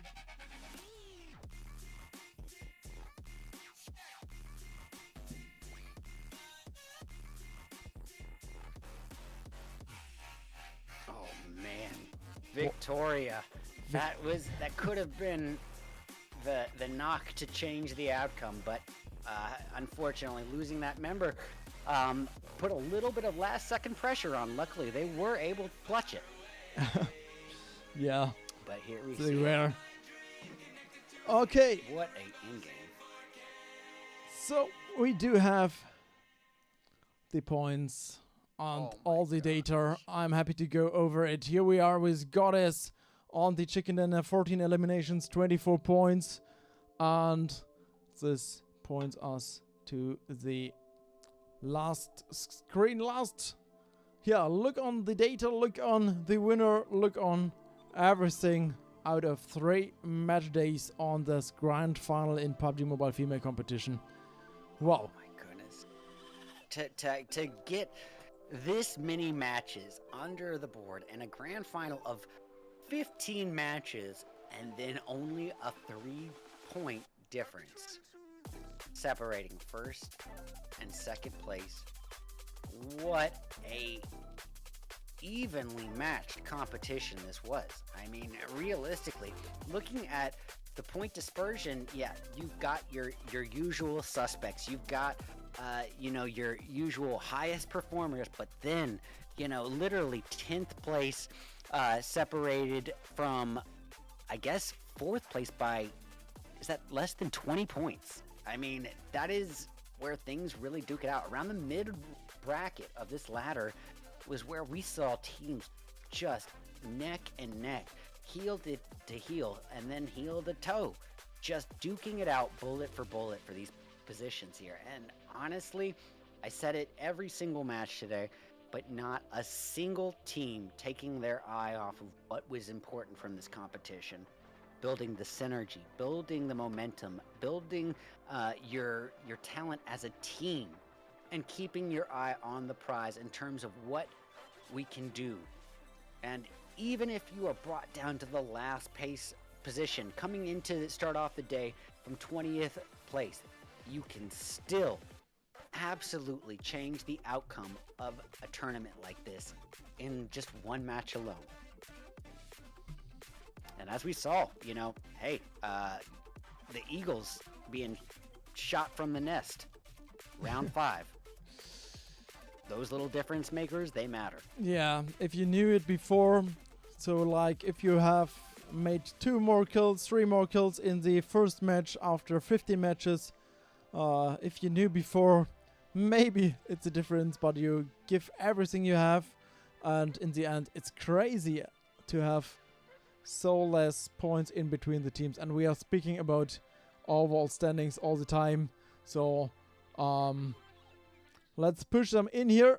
Let's have a little look on the statistics. You already saw it anyway, but it's of course temporary, it's unofficial, as we do have the official one shared on the PUBG Mobile Female Competition Discord or Instagram. They will have a check on here, and for sure they will have a roster check after. Everything will compared slowly, and winner will get their announcement. But we do have our Galatasaray first position on here, 154 points. Wow. Eagle Esports, congratulations anyway. Just neck and neck, start to finish the entire day. And look at this. Both Galatasaray and Eagle Esports just perfectly balancing placement and aggression, knowing when to take the fights on and when to play with reservation. I'm not even going to say passively, because we saw from Galatasaray and Eagle Esports, aside from match 5, I don't think that there was a single moment of passive play for either team outside of this final Sandhawk match. These two teams were out bloodthirsty the entire grand finals final day, and honestly, you can see why. They were able to get their elims and their placement every single match except for one. And that one match where the Eagles were shot down in Miramar a little early is the difference maker between first place and second in a 10,000 euro tournament. Sometimes it's the small things on here. What an interesting distribution of points on the overall standings. Still have some room in between, but it's interesting. Sometimes you have like a team dominating everything. Like after the first match, you have 100 points, and okay, we have 2 other match days, but it's not the case here. It's interesting until the very, very end, and the most intense scene out from the game here is in the last seconds of the last match day of the last round. Impressive. And even more than that, like you're talking about the commentator's dilemma of how do you keep the hype there when one team dominates the rest of the playing field. Well, look at these mid-bracket teams here. Major Pride, KYS Virtue, KR Esports Girls. All 3 of those teams made very impacting differences in the outcome of the tournament in the last match alone. We had Virtue, KR Esports, and Major Pride all just, I believe it was Major Pride who took out the Eagles. I could be incorrect about that, but I do know that the Eagles were eliminated by a lower placing bracket team in match 5. Yeah. And that is the exact kind of difference-making variable. Even if you got no shot at getting some euros in your pocket, you got a shot at stopping some euros from going in other pockets. And look at the damage dispersion. Every single player here, just all of these top 5 elims really putting a hurting on. And look at like a player like 4KA of KYS Virtue. 3 elims, but look at the damage. And same can be said for Victoria of GS. This is leaving for an opportunity of room for improvement. Yes, there's a lot of damage there. Yes, she got a good number of elims, but there's so much more damage than elims in that ratio, meaning that she was not able to secure those thirsts. So, moving forward, you have something that you can focus on for correcting, because you guys are all top performing teams. And it's pretty obvious that this is a top division event. And just to be participating in this, you are in a league of your own. And so all of these teams are heavy contenders with one. Now you know what you need to work on in terms of correcting to really make that difference-making variable and get those chicken dinner finishes for the next PMFP event. Now look at Stalwarts Esports. This is very different than what I was expecting to see. 55 damage done total in this last round, and only by one player. Violet, Luke, and Duca not putting out a single connecting bullet. And yet, somehow, Stalwarts still being such a heavy impact in the last match. Yeah, she was always there. Mm-hmm. Always with us. Caroline is on the third position. And Karl-Heinz, yeah, this is our faces. We know we saw a lot fighting on your nature. Made an impressive game. 17 eliminations, 25 for Karl-Heinz. And they still fighting for the top MVP. What a solidly matched unit here. Like the team of KR Lioness. Now, yeah, you've got your clear your clear guns blazing heaviest hitter, and yes, we know that that's Catbane. Now look at Logica, Nature, and I'm so sorry if I am mispronouncing your name. I'm going to say Kawaii. Look at how even their damage dispersion is. 3,625. Only 1 point behind her in damage. 1 point of damage difference on what is the equivalent of 36 kills here. Nature and Kawaii neck and neck in damage, and then Logica even just 200 points of damage better. This is a very solid, aggressive team. This is a team that knows how to take on those altercations, and they are all pretty darn good at it. Yeah, they got Cat Veins to be their heaviest hitter. After that, it's neck and neck. And now look at Ruck Dreamcore, a team that is riding the momentum from a Titan Series season title, coming in here and showing exactly how they did it at that damage dispersion. Sonya with 4,800 damage and almost perfectly living up to that average here. She puts up 464 damage, very reflective of that equal portion per match. And even with a fairly underwhelming performance in the final match, damage-wise from God and Tanova, the damage just between Rose and Sonya alone, enough to sort of make up that deficit.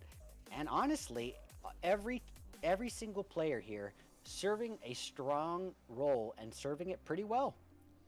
Good on you, Ruck Esports as well. They did. Yeah, and we're not going through all the teams, but Twisted Minds finally on here. Yeah, you can see the rosters. Twisted Minds, the wild card team of the day. Yeah. And you can really see why. Certain players, we had Jude here last match, 0 damage. Same can be said for Vendetta, but you know what?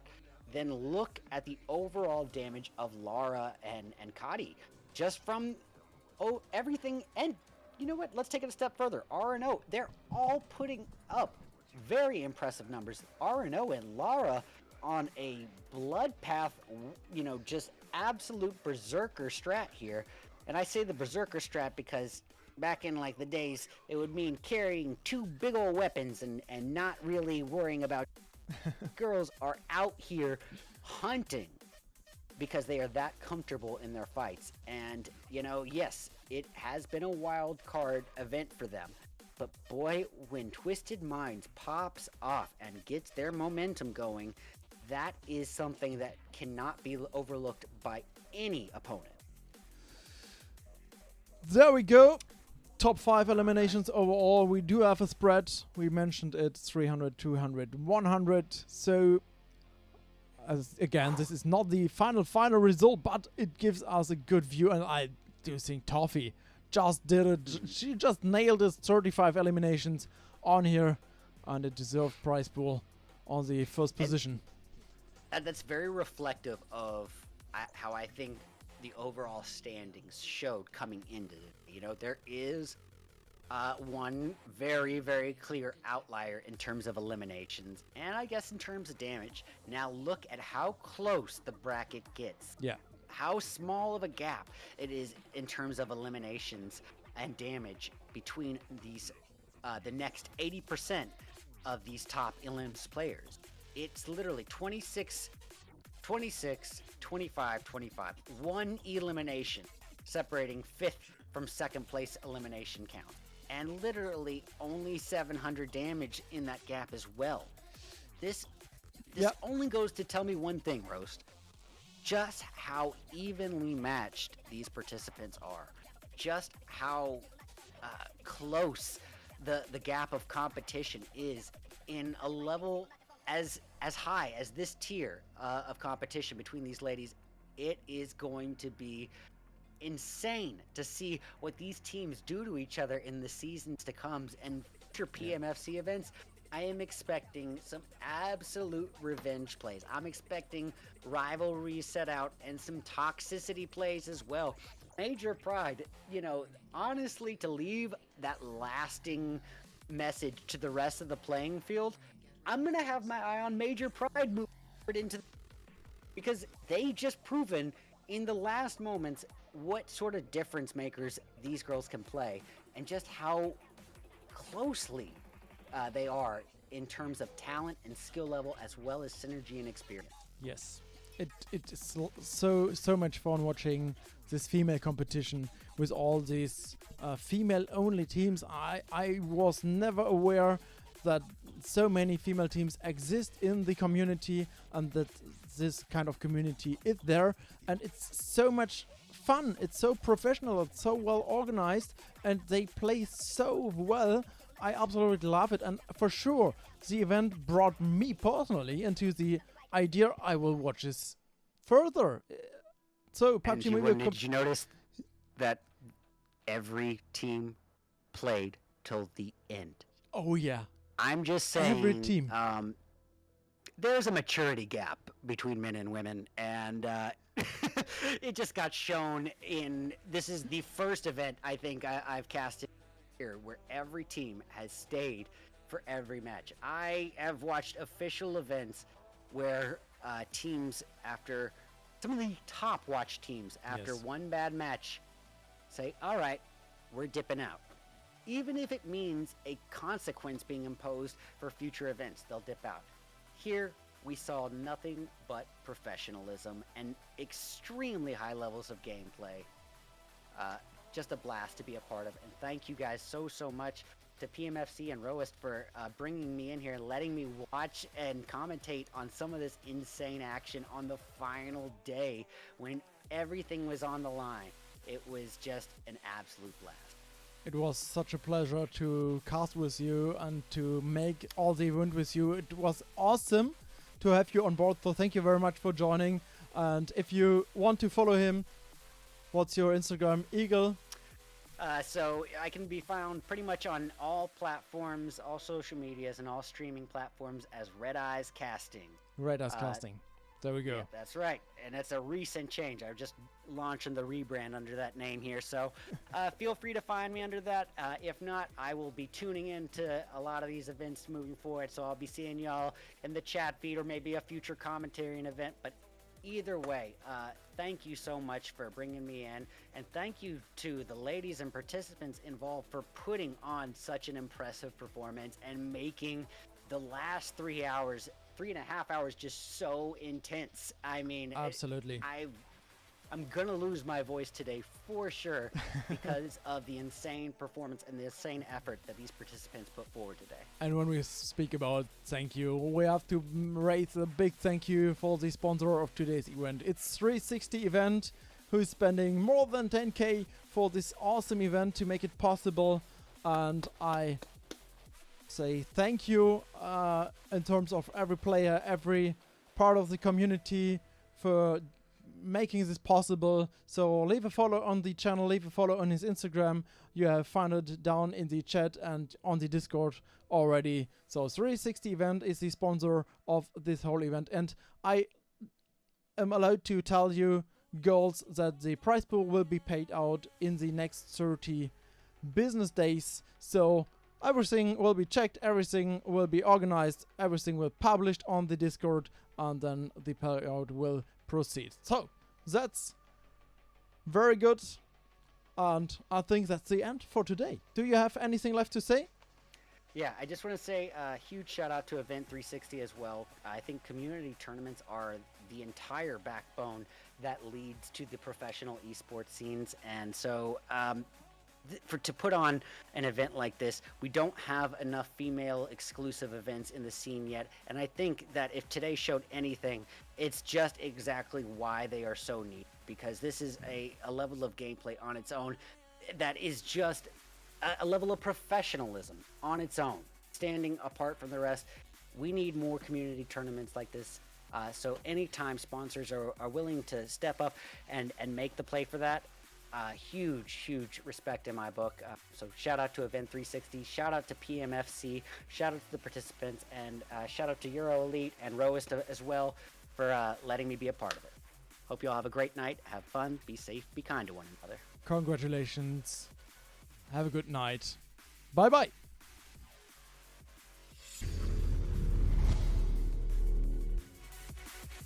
And hey, with them that close together, one nade could be some easy evening to the odds, but unfortunately for XQ, the nades from the opposition are a lot closer than hers, and the numbers do what the numbers do. Out. 100 euro to be fair. Position 2, 200. Position 3, 100 euro. So at the moment, anytime you put money on the table, yeah, the nerves are in full swing. And Aura is unfortunately put out by the bonfire burning, but the bonfire and potentially do get out with none other than Dennis Bank. Or even if that rotation is to be continued with the likes of Stalwart. And now this could be a real opportunity for a change in the wind. And Stalwart Esports got caster cursed by me opening my bit. Is going to be seeing red as she has got shot in the face, sent back to lobby, and the Eagles now deuce down from a 3-piece down to Letty alone. And this is where Galatasaray is going to thrive. I mean, they will for sure get it 115. Yep. They are even now, so they get pushed, and maybe this is the end for Galatasaray. Even so. Will be. Even so. Nicely impressive. Done, Goddess. Mikasa is saying, this jungle is my house. They just, no, they didn't lost it yet. They do have a chance yet. They are even. Galatasaray got it. Right. Okay, they got it. 152, 153 points. They made it. Oh my goodness. God. And yeah.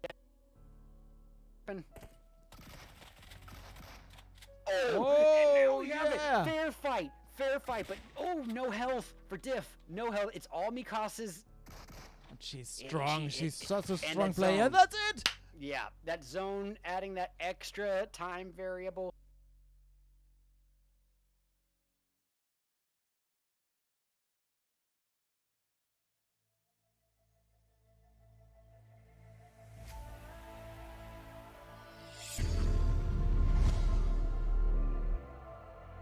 To the chat, support everybody, hype everybody up. So not only are they sweaty and amazing in the game, but they're also very supportive of any streamers and the streams as well. So it's a really nice community. Nade coming in. From 3 sides, they are coming from 4 sides. Everyone want to have their hands on Farilla here. Galatasaray, and this is it for VPN Esports. Yeah, no way for her to escape. So, teams. Oh no, they are.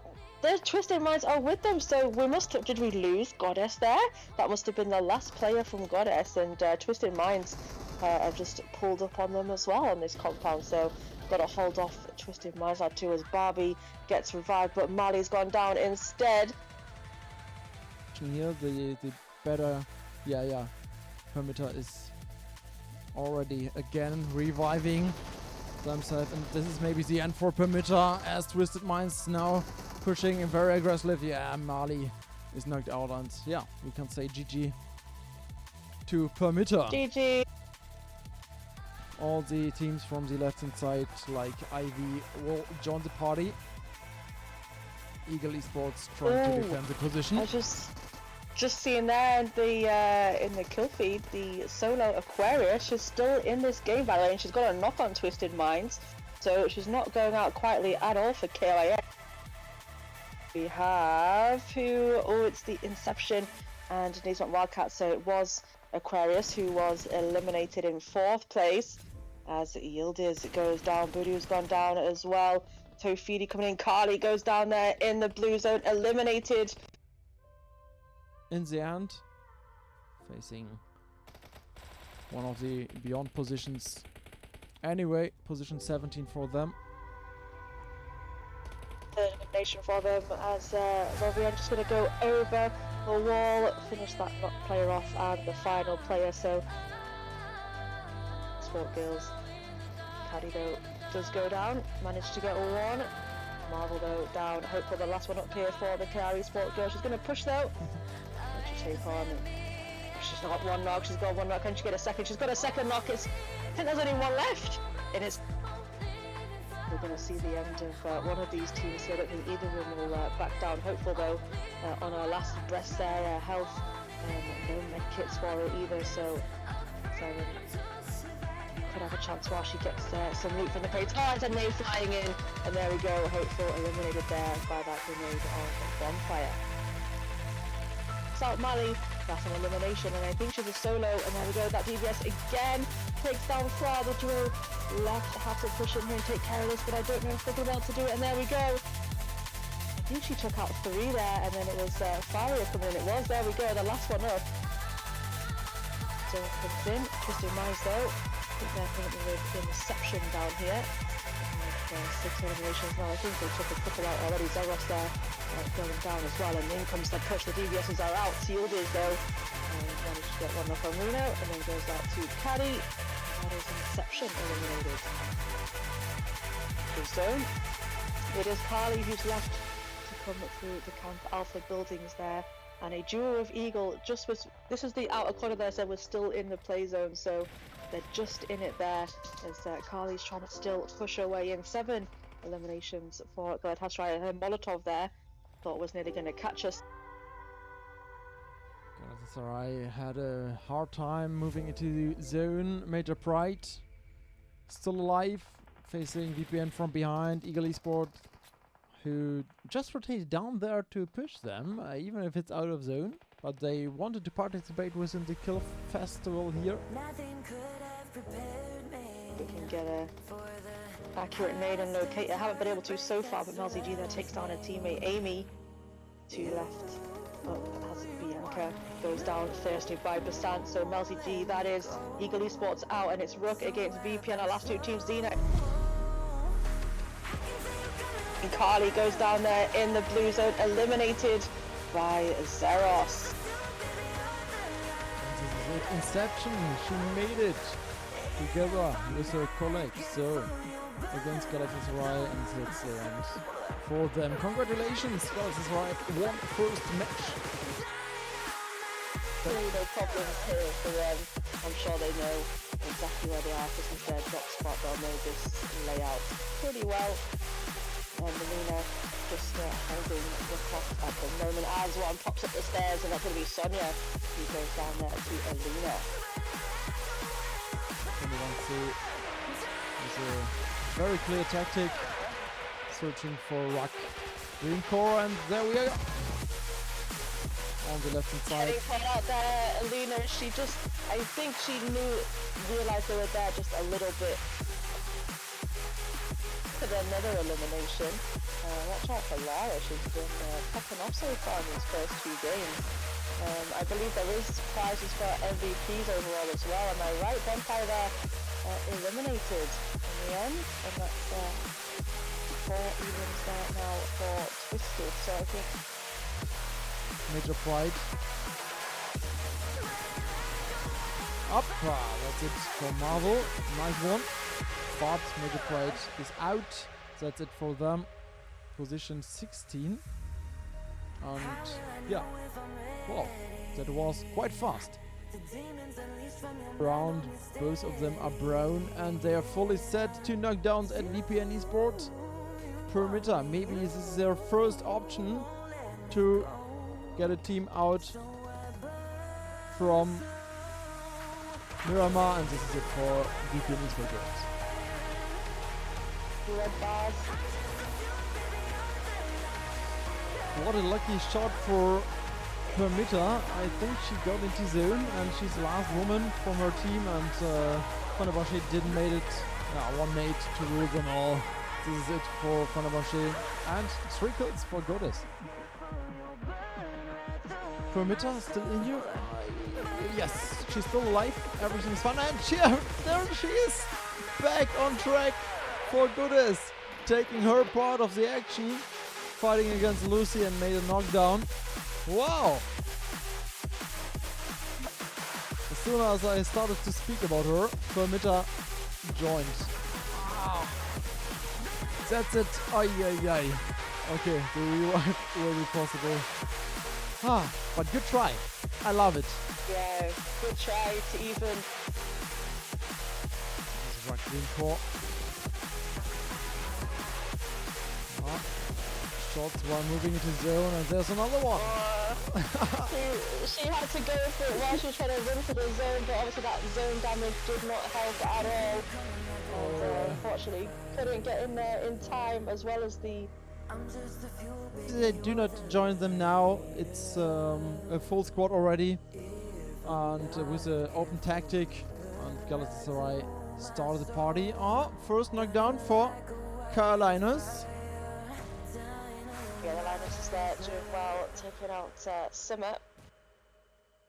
KR Lionesses, so another member knocked over there as they start to make their way into this zone now. Getting caught out in the open. Tofini's going to get that knock there on Kowalski. Going to be instant kills as well, and Delicia is looking very, very low. So this nade here from Tofini, I don't think she knows exactly where she is though, so that...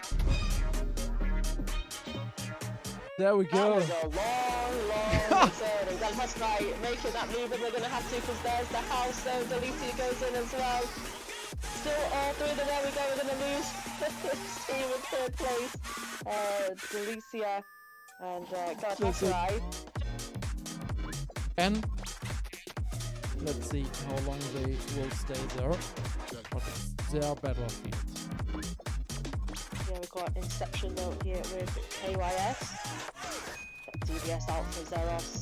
Oh, what a range, and she hit. Happy. Gets the knock. Yeah. With the AK, and it's not looking great for Inception. We have a third party here as well. Lakers joins the party. Inception, slot 10.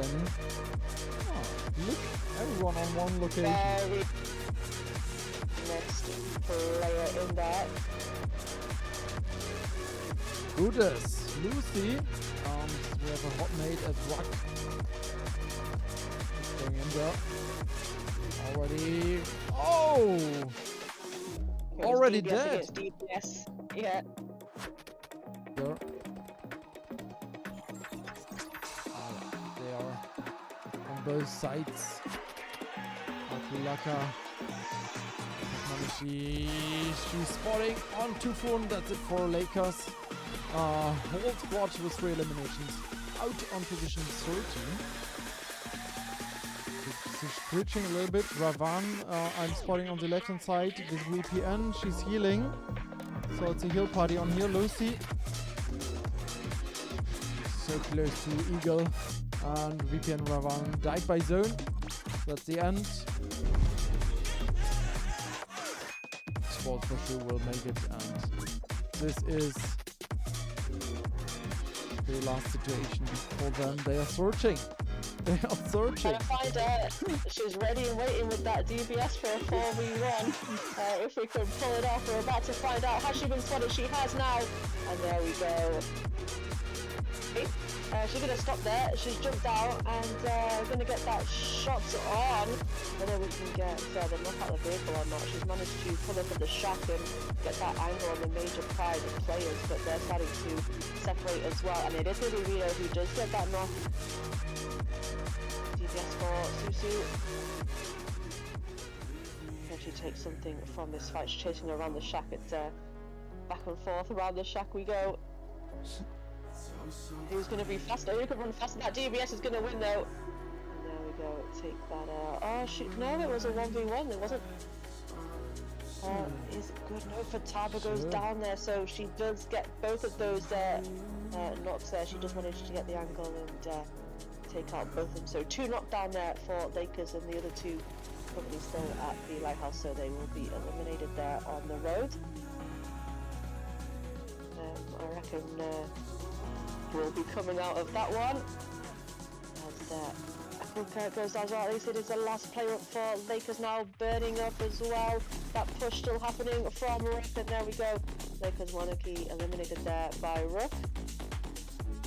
We'll face that push now and the pressure from the remaining 3 players. Oh yeah. Whether we can get a squad wipe, we're about to find out. She got a DBS, so it's possible. Here we go. Can she get a second knock? She's going to get that second one. It's going to be Aquarius. She's going to thirst it with a teammate. Comes around the side. Just behind our view. Down. Fanabase.